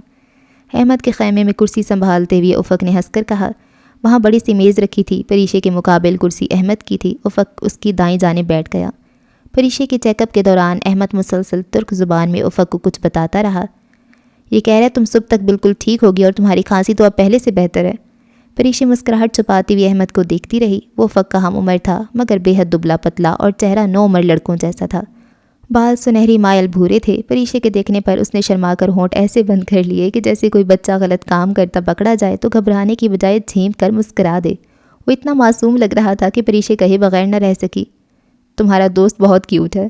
افق نے ایک نظر پریشے کو دیکھا، دوسری نگاہ احمد پر ڈالی جو جھیم کر ہنس دیا تھا، اور پھر دوبارہ پریشے کو دیکھا۔ میرے کیوٹ دوست کو بہت اچھی انگریزی بھی آتی ہے۔ اوہ، اب بوکھلانے کی باری پریشے کی تھی۔ میں سمجھی اسے انگریزی نہیں آتی، اور اگر ایسا نہیں ہے تو تم دونوں ترک میں کیوں بات کر رہے تھے؟ اب ترک ہو کر ہم فرینچ میں تو بات کرنے سے رہے، ویسے یہ اندر سے اچھا خاصا ہے میڈم۔ کسی زمانے میں احمد رائٹر بننے کے خواب دیکھا کرتا تھا اور تم نسو محروقی بننے کے۔ کھٹ سے احمد کی جانب سے جواب آیا، یہ صاحب کیا شاعر ہیں؟ اتنا بڑا ترک کلائمبر ہے، تمہیں نہیں علم؟ خیر جتنا بھی بڑا ہو جائے افق ارسلان جیسا نہیں ہو سکتا۔ وہ مصنوعی تفاخر سے بولا، مگر پریشے نے سر کو اس بات میں جنبش تھی۔ صحیح کہتے ہو، کوئی بندہ افق ارسلان نہیں ہو سکتا۔ اس کے علاوہ احمد انتہائی ذلیل قسم کا کمپیوٹر جینیس اور ہیکر بھی ہے، اس نے کہا، اور ذلیل اسی طرح شرما کر مسکرا دیا۔ کمپیوٹر سے یاد آیا احمد، میں تمہارا کمیونیکیشن ٹینٹ استعمال کر لوں؟ مجھے پاپا کو ای میل کرنی تھی۔ پری کو اچانک یاد آیا، کر لو، اور اس سے ایسے پوچھ رہی ہو جیسے اس کا پیسہ لگاؤ۔ مدام، یہ میرے باپ حسن حسین ارسلان کی خون پسینے کی کمائی ہے، جسے ہم یوں ہمالیہ میں جھونک رہے ہیں۔ جینک اکثر کہتے ہیں اگر اور رہن یقین اور حسن حسین ارسلان کے آباء و اجداد نے اتنی جائیداد نہ چھوڑی ہوتی تو 32 ملک افق اور جینک کی مہمان نوازی کرنے سے محروم رہ جاتے۔ وہ دونوں باہر نکل آئے۔ پورٹرز ادھر ادھر پھرتے اپنے کاموں میں مصروف تھے۔ الاؤ سے چند گز کے فاصلے پر البرتو کے کیمپ کی جگہ کل والا کچرا ابھی تک پڑا تھا۔ تم اس نیلے ٹینٹ میں چلی جاؤ، وہ کمیونیکیشن ٹینٹ ہے، میں یہ ذرا صاف کر دوں۔ وہ زمین پر بیٹھ کر بکھرا کچرا چننے لگا۔ خود کیوں ہلکان ہوتے ہو؟ پورٹر سے کہہ دو۔ کوئی مسئلہ نہیں ہے، وہ بیچارے تھکی ہوئے ہوں گے، میں خود کر لوں گا یہ سب۔ وہ خالی کین، بوتلیں اور یورپین پروسیسڈ فوڈ کے خالی ڈبے سمیٹنے لگا۔ وہ کمیونیکیشن ٹینٹ میں چلی آئی۔ احمد نے اسے زبردست انداز میں ترتیب دے رکھا تھا۔ سیٹلائٹ فون، لیپ ٹاپ کمپیوٹرز، جنریٹرز، بجلی کے سیلولر پینل، دوسرے کچھ آلات۔ وہ ایک ستائشی نگاہ اس سب پر ڈال کر اس کرسی کے قریب آئی جس پہ ارسا بیٹھی تھی۔ تم کیا کر رہی ہو؟ فین میل چیک کر رہی ہوں۔ اب تو ایک ہی قسم کے ای میل سے بور بلکہ زچ ہونے لگی ہوں۔ پتہ نہیں لوگ ہر بات میں اتنی سی عمر میں ناول کیسے لکھ لیا، کیوں کہتے ہیں؟ خود کیا وہ اس عمر میں فیڈر پیتے اور روٹی کو چوچی کہتے تھے؟ میری عمر کے بارے میں ایسے رش کرتے ہیں کہ نظر لگا دیں گے اور شاید میں لکھنا ہی بند کر دوں۔ وہ سخت بھری بیٹھی تھی، اور ہر میل میں مجھے کہتے ہیں کہ کیا آپ مجھ سے دوستی کریں گی؟ خدایا، میں نے کلمی دوستی کا اشتہار تو نہیں لگا دیا تھا جو مجھے ہر بندہ یہی کہتا ہے، اور میرے پاکستانی مداحوں کی تو مت پوچھیں، چونکہ میں عمر میں ان سے چھوٹی ہوں، سو تم اور یار کہہ کر خود ہی فری ہونے لگتے ہیں۔ پتہ نہیں لوگوں کو اپنے ارد گرد فرینڈس نہیں ملتے جو۔ اچھا ہٹو نا، مجھے کمپیوٹر چاہیے۔ اس نے پیار سے ارسا کے سر پہ ہلکی سی چپت لگائی۔ بیٹھ جائیں، اور کبھی لطیفے پڑھنے کا شوق ہو تو میری فین میل کھول کر پڑھ لینا، وہ کہہ کر باہر چلی گئی۔ پریشا نے میل کھولی۔ سیف کی 3 ای میلز تھیں جو اس نے پڑھے بغیر مٹا دیں۔ پاپا کی ایک ہی تھی۔ وہ کچھ دنوں کے لیے کام سے برسلز جا رہے تھے۔ کام کچھ لمبا تھا، شکر تھا کہ وہ مصروف تھے۔ بیٹھ جاؤ مدام، اگر کچھ پرسنل نہیں ہے تو۔ افق اندر داخل ہوا۔ تم سے کیا پرسنل؟ اور ہو گئی ذمہ داری؟ وہ ای میل لکھ کر بھیج رہی تھی۔ افق نے مسکرانے پر اکتفا کیا۔ وہ بہت خاموشی سے اس کی دائیں جانب کرسی پر بیٹھا سوچتی نگاہوں سے لیپ ٹاپ کی چمکتی اسکرین کو دیکھتا رہا۔ سنو پری، تمہیں سائیکک لوگوں پر یقین ہے؟ تھوڑا بہت۔ کیوں؟ براؤزر کلوز مت کرنا، تمہیں کچھ دکھاتا ہوں۔ ایڈریس بار میں لکھو www.peteranswers.com۔ پریشا نے ٹائپ کیا، فوراً ایک صفحہ کھل گیا۔ افق نے لیپ ٹاپ اپنی جانب کھسکا لیا۔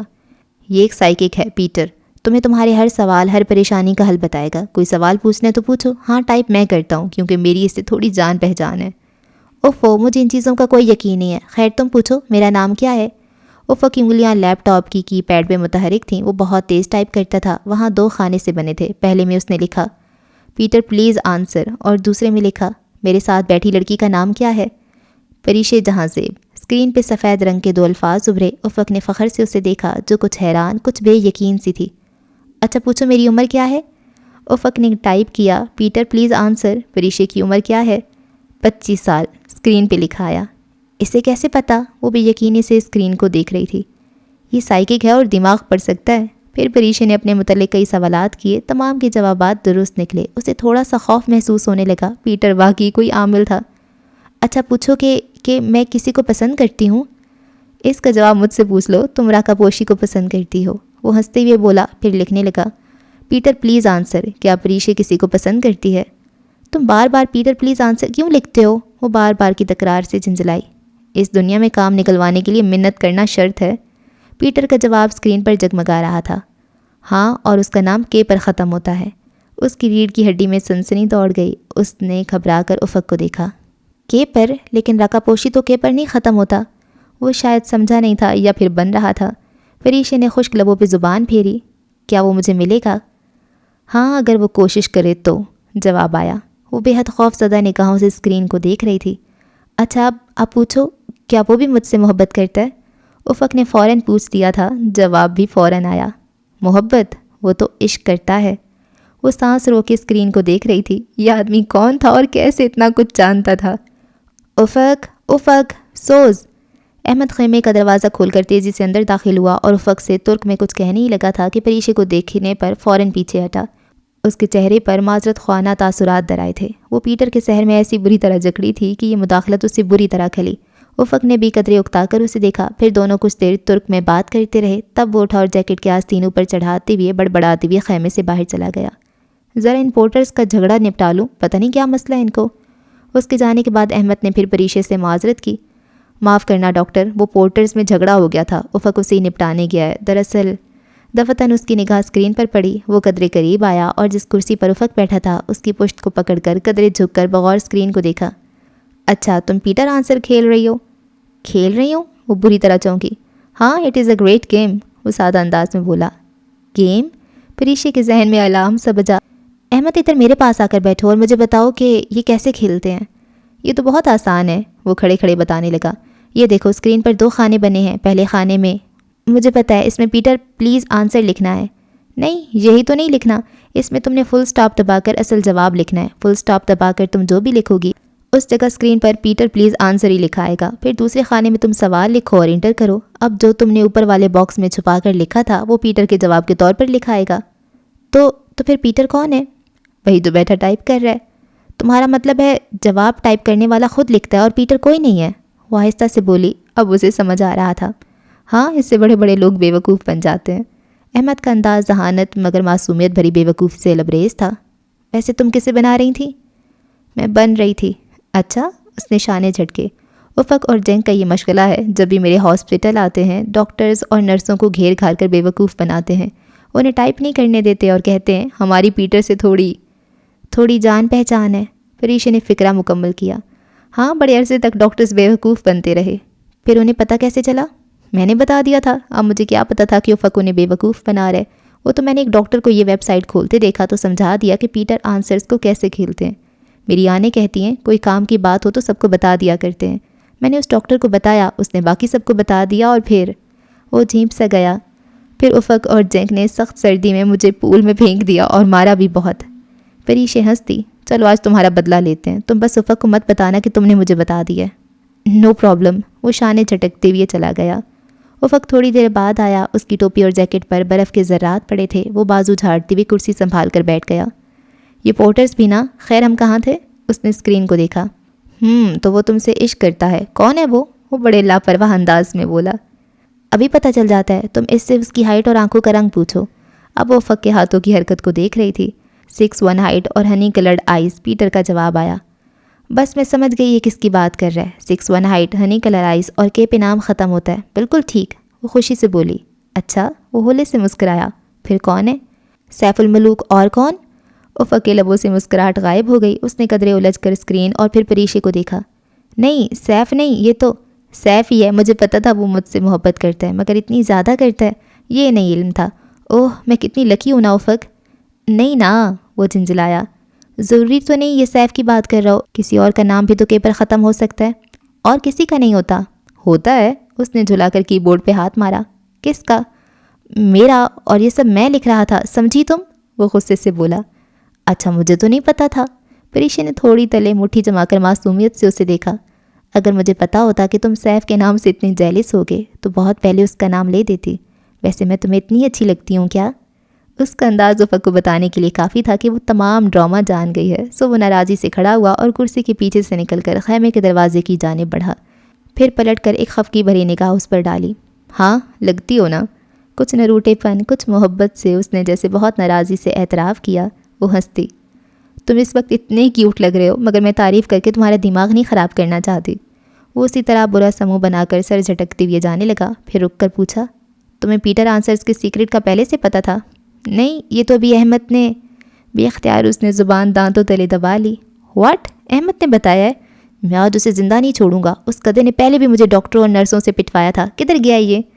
وہ غصے سے بولتا خیمے سے باہر نکل گیا اور وہ، جسے احمد پر بے انتہا ترس آ رہا تھا، ہنستی جا رہی تھی۔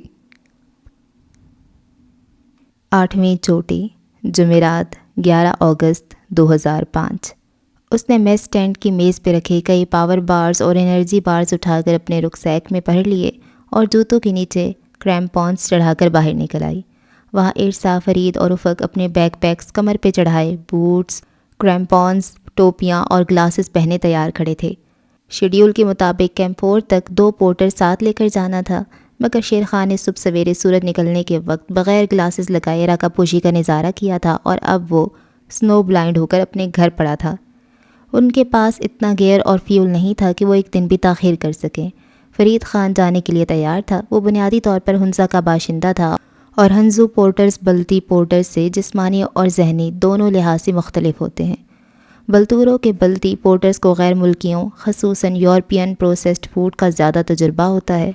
افق انہیں شرپاز کا کراکرم ورژن کہتا تھا۔ پورٹرز کو گلہریوں کی طرح سردی کے لیے بہت کچھ محفوظ کرنا پڑتا ہے، جس کے باعث یہ نہ چاہتے ہوئے بھی کوہ پیماؤں کے ساتھ ان بلندیوں پر جاتے ہیں۔ کوہ پیمائی بعض لوگ پیسہ کمانے کے لیے کرتے ہیں اور بعض پیسہ خرچ کرنے کے لیے۔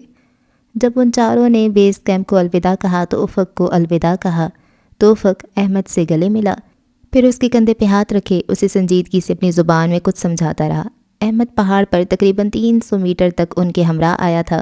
اس دوران افق مسلسل اسے کسی لیڈر کی طرح ہدایات دیتا رہا اور احمد اپنے ازلی معصوم انداز میں تابعداری سے سر ہلاتا رہا۔ پھر احمد چلا گیا تو افق اسے نیچے اترتے دیکھتا رہا، یہاں تک کہ وہ نگاہوں سے اوجھل نہ ہو گیا۔ پریشا اس کے ساتھ ہی کھڑی تھی۔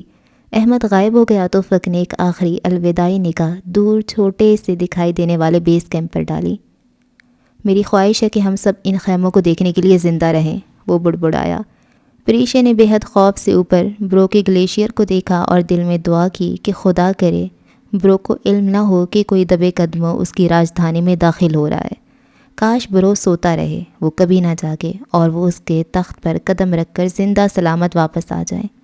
اس کی ہراساں صورت دیکھ کر وہ مسکرایا۔ فکر نہیں کرو، ہم راکا پوشی کو سر کر لیں تو کریم آباد کے لوگ ہمیں گرینڈ دعوت دیں گے۔ پریشا نے ایک نظر برف میں پیوست نوکدار بیزبی سے کریمپونس کو دیکھا جو اس کی جوتوں کے نیچے لگے تھے اور جس سے وہ برف پر پھسل نہیں سکتی تھی، اور سر جھٹک کر مسکرائی۔ اس کا خوف قدرے کم ہوا۔ ہاں میں نے دیکھا تھا، دعوت کا سن کر تم نے بڑے حریصانہ انداز میں پوری آنکھیں کھول کر انہیں دیکھا تھا۔ میری آنکھوں کو کچھ مت کہو، ترک لڑکیاں ان آنکھوں پر مرتی ہیں۔ ترک لڑکیوں کا ٹیسٹ اتنا خراب ہے، مجھے ان سے ہمدردی ہے۔ اچھا ابھی لڑو نہیں، ابھی لمبا سفر ساتھ کرنا ہے۔ افق نے اپنا بھاری دستانے والا ہاتھ بڑھایا، پریشا نے اس کا ہاتھ تھام لیا۔ اب اس نے خود کو قدرے محفوظ تصور کیا، وہ گرنے لگے گی تو کوئی اسے تھام لے گا اور گرنے نہیں دے گا۔ وہاں برف گدلی اور بے حد نرم تھی، سورج ذرا تیز چمکتا تو برف پگھلنے اور ٹپکنے لگتی۔ راکا پوشی سر کرنے کا بہترین وقت جولائی ہوتا ہے اور وہ 1 مہینہ لیٹ ہو چکے تھے۔ اگست میں برف خراب حالت میں تھی۔ ایسی ہی برف کھود کر ایک برفیلے میدان میں کیمپ 1 نصب تھا، جس میں 3 ٹرٹل ٹینٹ لگائے گئے تھے۔ یہ کوہ پیمائی کا نظم و ضبط ہوتا ہے۔ کیمپ 1 تک وہ دوپہر تک پہنچ گئے تھے۔ پہلی رات انہوں نے وہیں گزاری۔ دوسری صبح افق، فرید اور ارسا کیمپ 2 تک کے راستے پر رسیاں لگانے چلے گئے۔ افق کا ارادہ اوپر 1200 میٹر تک راستہ متعین کرنے کا تھا اور آگے کیمپ 2 کے لیے کہیں مناسب جگہ ڈھونڈ کر وہاں خیمے بھی لگانے تھے۔ وہ سیمی الپائن سٹائل سے چڑھ رہے تھے، یعنی بعض جگہ رسیاں لگانی تھیں اور بعض جگہ نہیں۔ پریشا اس روز خیمے میں ہی رک گئی۔ اس کی الٹیٹیوڈ سکنس کم ہو رہی تھی اور بہت جلدی اوپر جانے سے وہ بڑھ سکتی تھی، سو اپنی ایکلیمائزیشن کو بالکل پرفیکٹ کرنے کے لیے اس نے وہیں رک کر ان کے لیے کھانا بنانے کی ذمہ داری لے لی۔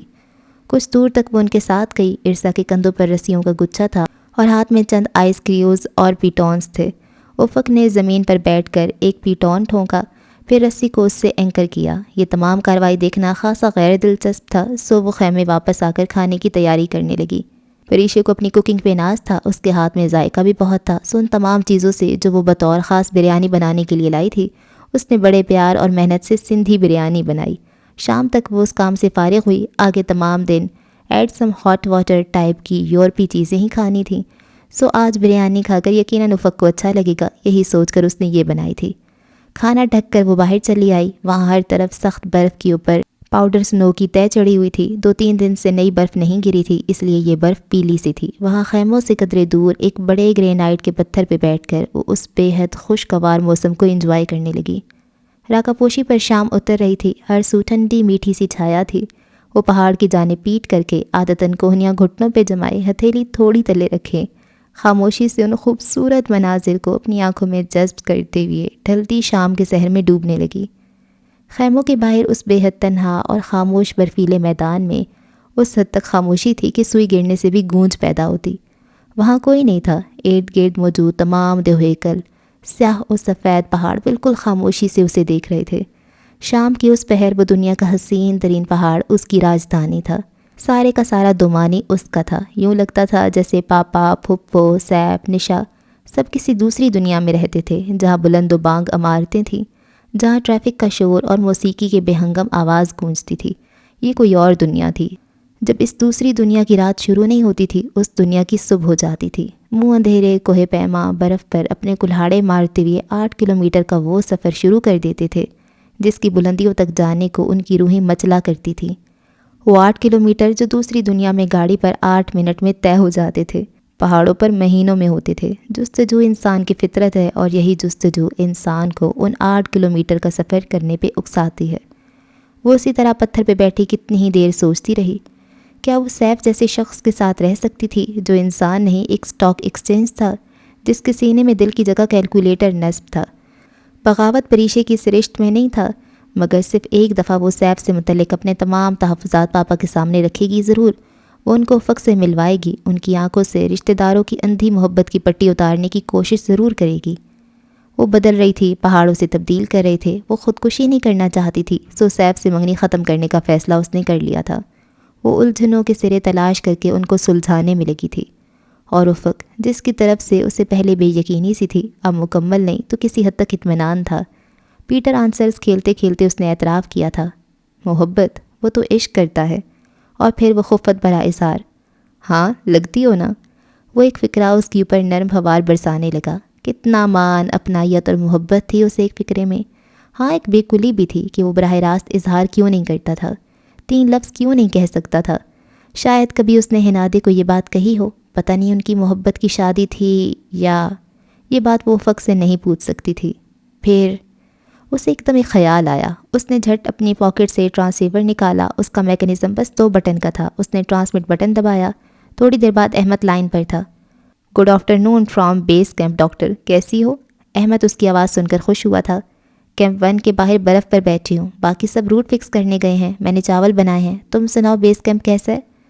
تمہیں یاد کر رہا ہے اور خاصا اداس ہے۔ سب ٹریکرز اور پورٹرز سوائے شفالی کے جا چکے ہیں، میں بور ہو رہا ہوں۔ اچھا کیا کال کر لیا، تمہاری ای میلز آئی ہوئی ہیں۔ تم نے اپنا ای میل اور پاس ورڈ میرے پورٹیبل پہ محفوظ کر دیا تھا، مگر قسم لے لو میں نے کوئی ای میل نہیں کھولی۔ اوہ کر لو چیک اور میری طرف سے جواب لکھ لو۔ وہ ای میلز کے جواب لکھوانے لگی، پھر قدرے سوچ سوچ کر بولی، احمد ایک بات پوچھوں؟ ہاں پوچھو ڈاکٹر، تمہاری بیوی… اوہو ضروری تو نہیں میں تم سے میڈیکل کے متعلق کچھ پوچھوں، میں کچھ اور پوچھنا چاہ رہی تھی۔ پھر قدرے توقف سے بولی، تمہیں ہنادے یاد ہے؟ کون ہنادے؟ فریشے کو حیرت ہوئی۔ افق نے ہنادے کو اپنی بیوی بنایا تھا اور اس کا اتنا اچھا دوست اس بات سے لا علم تھا۔ افق کی بیوی ہنادے؟ اچھا میں سمجھا تم ہوا کی بات کر رہی ہو، حضرت ہوا کی، جن کو انگلش میں ایب اور ترک میں ہنادے کہتے ہیں۔ فریشے کا دل سر پیٹ لینے کو چاہا، اپنا نہیں احمد کا۔ ہاں وہی، تمہیں یاد ہے؟ کیسی تھی وہ؟ خوبصورت تھی۔ اور تم کیوں پوچھ رہی ہو؟ فریشے سٹ پٹا گئی، وہ اتنا سیدھا نہیں تھا جتنا وہ سمجھ رہی تھی۔ وہ یوں ہی افق اس کو یاد کر کے اداس ہو جاتا ہے نا۔ یہ تم سے کس نے کہا؟ احمد کے لہجے میں حیرت تھی۔ افق نے۔ وہ مذاق کر رہا ہوگا، وہ تو اس سے شادی بھی نہیں کرنا چاہتا تھا۔ مگر کیوں؟ اس سے کرید ہوئی، اسے کسی اور سے محبت تھی۔ فریشے کا دل ڈوب کر ابھرا، کس سے؟ کیا واقعی قراقرم اور ہمالیہ کے پہاڑوں پر پریاں اترتی ہیں؟ افق کو جانے کتنے برسوں سے ان پریوں کی تلاش تھی۔ وہ کیٹو کے روپل فیس کے بیس کیمپ کا ٹریک بہت یاد کیا کرتا تھا۔ کیٹو کا نہیں، نانگا پربت کا روپل فیس ہوگا، اس نے بمشکل سٹوپڈ کہنے سے خود کو روکا۔ ہاں وہی، وہاں بیال کیمپ سے فری میڈورس کے درمیان۔ اس نے سن رکھا تھا کہ پریاں اترتی ہیں اور رات کو سیاحوں کے پاس آ کر انہیں گیت سناتی ہیں۔ وہ ہر مرتبہ پاکستان آنے پر روپل فیس کا ٹریک ضرور کرتا تھا۔ حالانکہ میں نے کہا بھی تھا کہ سٹوپڈ آدمی، یہ پریاں وغیرہ کچھ نہیں ہوتی، ایویں سیاحوں کو بیوقوف بناتے ہیں، مگر افق اور جینگ تو پاگل ہیں۔ افق پریوں کو ڈھونڈنے ہر گرما میں پہاڑوں میں نکل جاتا تھا اور افق جینگ کے بغیر کہیں جائے یہ تو ہو ہی نہیں سکتا۔ پھر اب جینگ کیوں نہیں آیا؟ اس کو تماز کے باس نے کام میں پھنسا رکھا ہے۔ جینگ بڑا خبیث آدمی ہے، کہہ رہا تھا احمد دعا کرو کہیں زلزلہ، طوفان یا سیلاب آ جائے، میں ریلیف ایکٹیویٹی کے بہانے ہی انقرہ سے نکلوں۔ احمد زور سے ہنسا۔ اور وہ ہنادے اس سے شادی نہیں کرنا چاہتا تھا تو اب اس کے بارے میں اتنا حساس کیوں ہے؟ اس کے ذہن کی سوئی وہیں تھی۔ اس کی بیوی تھی نا، جیسے بھی تھی، مرے ہوئوں کو کچھ نہیں کہا کرتے۔ ویسے بڑی عجیب سائیکو کیس تھی، بہت میک اپ کرتی تھی۔ سلمہ کہتی تھی افق نے لگتا ہے کسی پیسٹری سے شادی کی ہے۔ اچھا؟ کچھ سوچتے ہوئے اس نے ریڈیو کو دیکھا، پھر الوداعی کلمات کہہ کر سلسلہ منقطع کر دیا اور احمد کی باتوں پر اثرنو غور کرنے لگی۔ اس کے سامنے آسمان پر سرخ و سرمئی بادلوں کے درمیان خالی جگہوں سے ڈھلتے سورج کی آخری نارنجی شعائیں جھانک رہی تھیں۔ دور نانگا پربت کو بادلوں نے ڈھانپ لیا تھا اور وہ بادل اب یقیناً قراقرم کی جانب بڑھنے لگے تھے۔ خدا کرے یہ ہمیں بائی پاس کر کے گزر جائیں اور موسم خراب نہ ہو، وہ دعا کرتے ہوئے اوپر پہاڑ پر بار بار نگاہیں دوڑاتی ان تینوں کا انتظار کر رہی تھی۔ شام ڈھلنے کے ساتھ ساتھ درجہ حرارت گر رہا تھا، سردی بڑھتی جا رہی تھی۔ پھر رات کا اندھیرا پوری طرح پھیل گیا تو اسے تھکے تھکے قدموں کی آہٹ اور باتوں کی آواز سنائی دی۔ وہ تینوں آگے پیچھے برف پہ چلتے اس کی جانب آ رہے تھے۔ افق کے کندھوں پر رسیوں کا آخری گچھا اور ہاتھ میں سنو سٹک تھی۔ کدھر رہ گئے تھے؟ اتنی دیر سے انتظار کر رہی تھی۔ اس کے غصے کے جواب میں اس کے چہرے پر تھکن زدہ مسکراہٹ ابھری۔ اچھی لگ رہی ہو اتنی فکر کرتے ہوئے، اور بھی اچھی لگو گی اگر جلدی کھانا کھلا دو تو۔ وہ اس کے پاس سے گزر کر خیمے میں چلا گیا۔ ارسا نے بھی اس کی تقلید کی، دونوں خاصے تھک چکے تھے۔ میں نے بریانی پکائی ہے، اس کے پاس اندر آ کر اس نے دبے دبے جوش سے بتایا۔ لائے آپ کی ہیلپ کرواؤں؟ ارسا اس کے ساتھ کھانا نکالنے لگی۔ پریشے نے بریانی والا برتن کھولا۔ افق نے جھک کر چاولوں کی شکل دیکھی اور ایک سیکنڈ کو چپ سا ہو گیا۔ چلو ذائقہ اچھا ہوگا۔ افق کا مطلب تھا کہ شکل اچھی نہیں ہے۔ میری کوکنگ پوری فیملی میں مشہور ہے، بے شک نشا سے پوچھ لو، اس نے جتایا۔ ہمارے ہاں یہ اعزاز احمد کی بیوی سلمہ کو حاصل ہے۔ افق نے بریانی اپنے برتن میں نکالی اور پہلا چمچہ منہ میں ڈالا، پھر اسے چبا کر نکلا۔ اس کے بعد مرغی کی بوٹی توڑنے کی کوشش کی جو ٹھیک سے گلی نہیں تھی اور کچھ سردی کا اثر بھی تھا۔ اس نے ایک ٹکڑا توڑ کر منہ میں رکھا اور کسی چوئنگ گم کی طرح چبایا۔ ارسا سے بھی بوٹی نہیں چبائی جا رہی تھی۔ پریشے بغور دونوں کے تاثرات دیکھ رہی تھی۔ تمہیں پتہ ہے پری، ترکی یورپ میں ہے اور میں بھی یورپ سے آئی ہوں۔ ارسا نے پلیٹ رکھ دی۔ مطلب؟ پریشے نے سنجیدگی سے دونوں کو دیکھا۔ مطلب یہ کہ یورپ سے آئے ہیں، افریقہ سے نہیں۔ کچا گوشت تو صرف افریقی کھا سکتے ہیں۔ افق بھائی کا مطلب ہے کہ مچھلی پڑی ہے؟ ارسا نے اس کے چہرے کو دیکھ کر بوکھلا کر وضاحت کی تھی۔ ہاں پڑی ہے، تمہارے پیچھے سرینا ہوٹل کے شیف دے کر گئے تھے نا؟ وہ اپنے حصے کی بریانی لے کر وہاں سے چلی آئی تھی۔ مطلب تھا کہ خود پکا لو مچھلی۔ اگر 4800 میٹر بلندی پر کوکب خواجہ بھی بنائیں گے تو اس سے اچھی نہیں بنا سکتی۔ سارا دن لگا کر میں ان کے لیے کھانا بناتی رہی، کیا تھا اگر جھوٹے منہ ہی تعریف کر دیتا افق؟ اتنی بری تو نہیں تھی کہ اسے کچا گوشت کہا جاتا۔ اسے سچ مچ رونا آیا تھا۔ ٹھیک ہے مسالے تیز، بلکہ اچھے خاصے تیز، اور گوشت ٹھیک سے گلا نہ تھا، مگر چپ کر کے کھاتے رہتے میرا دل رکھنے کو۔ اتنی اسٹریٹ فارورڈنس کی کیا ضرورت تھی؟ میں کوئی پورٹر تو نہیں ہوں جو کھانے پکاؤں۔ ٹھیک ہے اب نہیں پکاؤں گی۔ رات وہ اپنے خیمے سے باہر اسی پتھر پر بیٹھی اپنے جوگرز کے نیچے کریمپونز سے برف پہ لکیریں سی بنا رہی تھی۔ گردن اس نے اٹھا رکھی تھی اور نگاہیں اوپر 7ویں کے چاند پر تھیں جس کی چاندنی سے بروکا گلیشیئر چمک اٹھا تھا۔ رکا پوشی پر چاند خاصا بڑا اور واضح دکھائی دیتا تھا۔ شاید اسے بھی دھند سے ڈھکی اس حسین چوٹی سے عشق ہو گیا تھا اور وہ اس کو دیکھنے بہت قریب اتر آیا تھا۔ دفتن اس نے افق کو اپنے خیمے سے نکلتے دیکھا تو چہرے کا رخ جھٹکے سے موڑ لیا۔ چند ثانیہ بعد اسے کسی کے اپنے ساتھ پتھر پہ بیٹھنے کی آہٹ محسوس ہوئی۔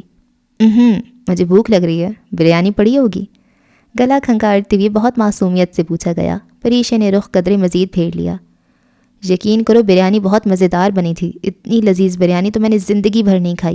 یہ ممبئی کے شیف تو جھک مار رہے ہیں، ان کو تو تم سے سیکھنا چاہیے۔ وہ جواباً کچھ بولے بنا چہرے کا رخ اس کی جانب موڑے دائیں طرف سیدھی پتھروں کی دیوار کو دیکھتی رہی جس پر چاندی کا چھڑکاؤ ہوا تھا۔ اچھا پلیز دیکھو، ناراض تو مت ہو، میں نے تعریف کی ہے۔ پریشے نے گردن گھما کر قہر آلود نگاہوں سے اسے دیکھا۔ نہیں، تم تو افریقہ سے نہیں آئے تو تم کچا گوشت نہیں کھاتے۔ اب کچے گوشت کو میں پکا گوشت کہنے سے تو رہا۔ ہاں، خود تو اوپر چلے گئے تھے، میں نے سارا دن اتنی محنت سے بریانی تیار کی اور پھر اتنی دیر تمہارا اتنی پریشانی سے انتظار کیا، اور تم، کاش کراکرم کی پری تم نے اتنی دیر گوشت گلانے پر لگائی ہوتی تو۔ افق، اس کی آنکھوں میں آنسو آ گئے۔ اچھا پلیز رونا مت، میں تو مذاق کر رہا تھا، دیکھو تمہارے لیے اتنا گرم سلیپنگ بیگ چھوڑ کر آیا ہوں۔ تو نہ آتے؟ کیوں نہ آتا، مجھے پتہ ہے تم نے کھانا نہیں کھایا، میں تمہارے لیے خود پکا کر مچھلی لایا ہوں۔ افق نے پیکٹ اسے تھمایا، پریشا نے حیران نظروں سے اسے دیکھا۔ تمہیں کیسے پتہ میں نے بریانی نہیں کھائی؟ لو، وہ کوئی کھانے کی چیز تھی؟ وہ ہنسا۔ پریشا نے روحانسی ہو کر وہ پیکٹ زور سے اس کے کندھے پر مارا۔ ویسے پری، نشا کہہ رہی تھی تم سیف سے منگنی سے انکار نہیں کر سکتی، تم واپس جا کر ایک کام کرنا، سیف کو اپنی بنائی گئی بریانی کھلا دینا، وہ خود ہی رشتہ توڑ جائے گا، لکھ کر رکھ لو۔ وہ ہنسے جا رہا تھا۔ میری بریانی کے بارے میں تم نے ایک لفظ اور کہا تو میں تمہیں یہاں سے دھکا دے دوں گی، اور رہا منگنی کا سوال تو وہ میں ویسے ہی ختم کر دوں گی۔ وہ ہنستے ہنستے رک گیا اور خوشگوار حیرت سے اسے دیکھا۔ وہ کیوں؟ مجھے ٹام کروز نے پروپوز کیا اس لیے، وہ جل کر بولی۔ وہ پھر سے ہنس دیا۔ ہاں، اچھا آدمی ہے، کر لو شادی۔ ہاں، تمہیں قتل کر کے اس سے ہی شادی کروں گی، وہ غصے سے کہہ کر تیزی سے اپنے خیمے میں چلی گئی۔ ہفتہ 13 اگست 2005۔ خیمے کی گورٹیکس کی دیوار سے ٹیک لگائے، گھٹنوں پر کتاب رکھے وہ مطالعے میں منہمک تھی۔ قدرے فاصلے پر ارسا اسی انداز میں بیٹھی کاغذوں کا پلندہ گود میں رکھے تیز تیز قلم چلا رہی تھی۔ خیمے کے کپڑے کی دیوار میں شفاف چوکور چھوٹی سی کھڑکی تھی جس پر برف کے ذرات جگمگا رہے تھے۔ دوپہر ہونے کے باوجود باہر اندھیرا سا تھا، بادل رکا پوشی پر چھا چکے تھے، موسم سخت خراب تھا، برف کا طوفان خاصی دیر تک چنگھاڑتا رہا تھا اور اب برف باری ہو رہی تھی۔ احمد نے بتایا تھا کہ بیس کیمپ میں آج بارش ہو رہی تھی اور رات برفانی جھکڑ چلنے کے باعث بیس کیمپ کا کچن ٹینٹ اڑ کر قریبی گلیشیئر پر جا گرا تھا۔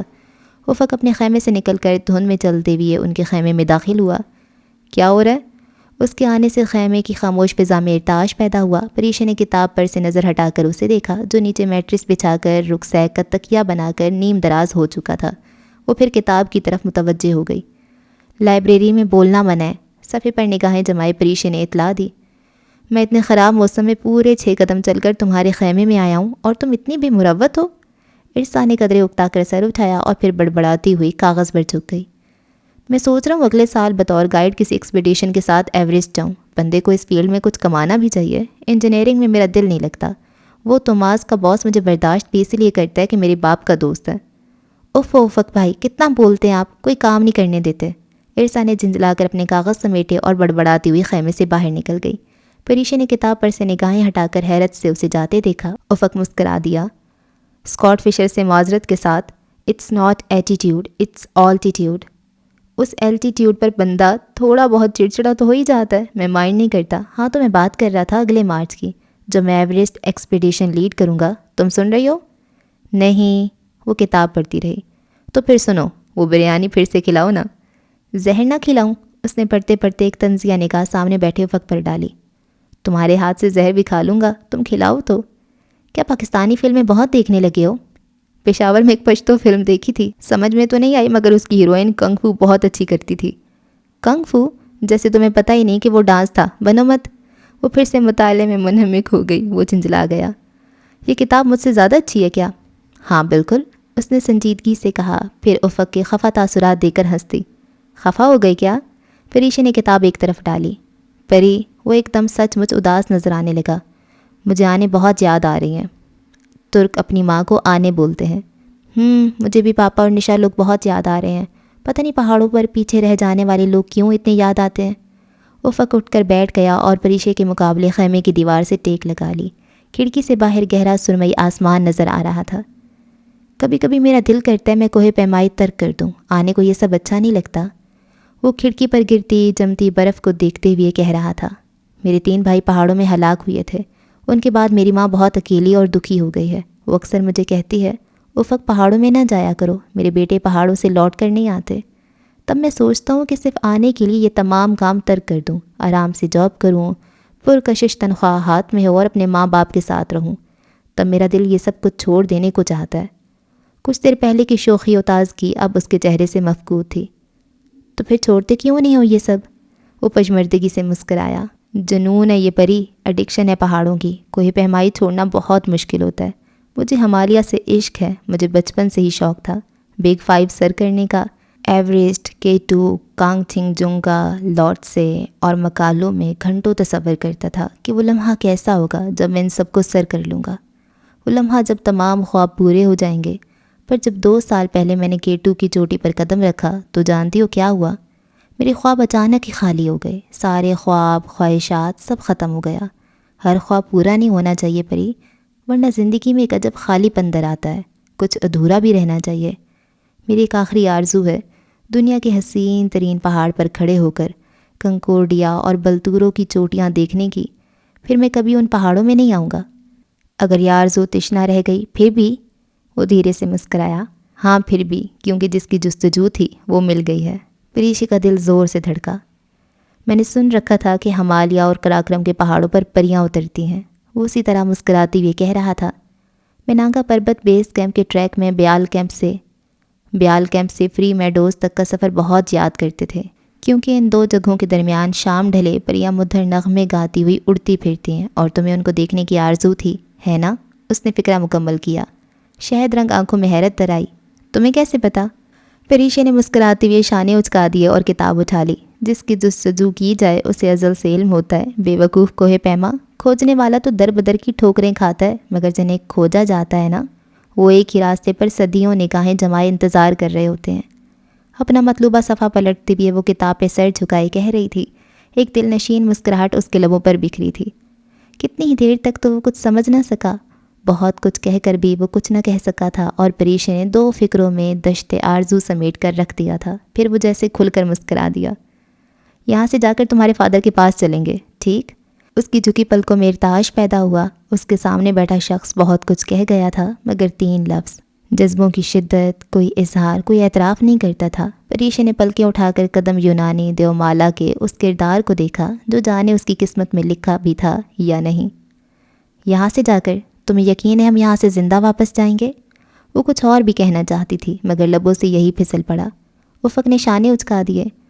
راکا پوشی بہت خوبصورت ہے، اور جو خوبصورت ہوتے ہیں ان سے زیادہ ظالم بھی کوئی نہیں ہوتا۔ مگر میں مرنا نہیں چاہتی، اب زندہ رہنے کو دل کرتا ہے افق۔ زندگی اب بہت حسین لگتی ہے۔ وہ کہیں کھو سی گئی۔ افق اٹھ کر اس کے قریب آیا۔ تم فکر کیوں کرتی ہو پری؟ تم اکیلی نہیں ہو، میں ہوں نا تمہارے ساتھ۔ پری نے ممنون نگاہوں سے اسے دیکھا۔ میں 3 ہفتے پہلے تک تمہیں جانتی بھی نہیں تھی، اور اب یوں لگتا ہے کہ جیسے تم سے بڑھ کر اپنا کوئی اور نہیں ہے۔ جانے کیوں اب یقین سا ہے کہ اگر میں گری تو تم مجھے تھام لو گے۔ افق نے بہت عجیب نظروں سے اسے دیکھا۔ اور اگر میں گرا تو تم بھی ہنادی کی طرح مجھے چھوڑ جاؤ گی؟ وہ سناٹے میں رہ گئی۔ وہ اس پل اتنا اجنبی اور سرد مہر لگا تھا کہ وہ چند لمحوں تک تو کچھ کہہ ہی نہیں سکی۔ پھر افق اس کے پاس سے اٹھ کر تیزی سے خیمے سے نکل گیا، مگر وہ اسی طرح اس جگہ کو دیکھتی رہی جہاں تھوڑی دیر قبل وہ بیٹھا تھا۔ کھڑکی پر برف ابھی تک گر رہی تھی۔ اتوار 14 اگست 2005۔ پریشے نے آہستگی سے خیمے کا پردہ سرکایا اور اندر جھانکا۔ وہ اپنے سلیپنگ بیگ میں سو رہا تھا۔ وہ دبے قدموں اندر آ گئی۔ خیمے کے فرش پر اس کے قدموں سے آہٹ ہوئی، مگر وہ بے سود سوتا رہا۔ رات ارسا نے اسے بتایا تھا کہ افق نے صبح 2 بجے اٹھانے کی تاکید کی تھی۔ پریشے 2 بجے کا الارم لگا کر سو گئی تھی۔ نیند بمشکل ہی آئی تھی۔ ساری رات ارسا کی کھانسی سنتے گزری تھی۔ اب 2 بجنے میں 10 منٹ پہلے وہ اسے جگانے آئی تھی، مگر وہ سوتی ہوئی اتنا اچھا لگ رہا تھا کہ وہ خاموشی سے اس کے سرہانے 2 زانوں بیٹھ گئی۔ راکا پوشی 2005 کی سرمئی ٹوپی نے اس کے بھورے بالوں کو ڈھانپ رکھا تھا۔ اب اس کی ہیلڈو طیب اردگان والی کیپ اسے نظر نہیں آتی تھی۔ وہ کچھ دیر بیٹھی رہی، اس میں اس کی نیند میں خلل ڈالنے کی ہمت نہیں تھی۔ سو سے بیدار کیے بغیر وہ خاموشی سے اس کے خیمے سے نکل آئی۔ باہر آسمان سیاہ مگر صاف تھا۔ برف باری گھنٹوں ہوئے رک چکی تھی۔ خیمے کے گورٹیکس پر چند انچ برف جمی تھی۔ دور سیاہ آسمان پر تحد نگاہ جھلملاتے تارے بکھرے تھے جو ایک صاف اور کھلے کھلے دل کی پیشن گوئی کر رہے تھے۔ ہمالیہ کا آسمان پل پل اپنا رنگ بدلتا تھا۔ اپنے خیمے میں آ کر وہ افق کی جگہ خود ناشتہ بنانے لگی۔ یوں لگتا تھا اس گہرے اندھیرے میں وہ سحری کی تیاری کر رہی ہو اور وہ رمضان کے دن ہو۔ دروازے پر آہٹ ہوئی۔ پری نے بے اختیار اس طرف دیکھا۔ وہ جلت میں اندر داخل ہو رہا تھا۔ آنکھیں سرخ اور بوجھل سی تھیں۔ مجھے اٹھایا کیوں نہیں؟ اس کے قریب بیٹھتے ہوئے افق نے ماچس اس کے ہاتھ سے لے لی۔ پریشے نے بغور اسے دیکھا۔ اب وہ شناسا لگ رہا تھا۔ کبھی کبھی اتنے اجنبی کیوں ہو جاتے ہو افق؟ کیوں اس کو بھلا نہیں دیتے؟ کیوں وہ ہر پل میرے اور تمہارے درمیان کسی دیوار کی طرح آ جاتی ہے؟ کیوں خواب میں آ کر بھی ستاتی ہے، حالانکہ وہ تو تمہارے خوابوں میں کبھی بھی نہیں تھی؟ اسے افق سے پچھلی شام کے متعلق کوئی سوال نہیں کرنا تھا، وہ جانتی تھی وہ اس سے کبھی یہ بات نہیں پوچھے گی، ایک دن افق خود بتائے گا۔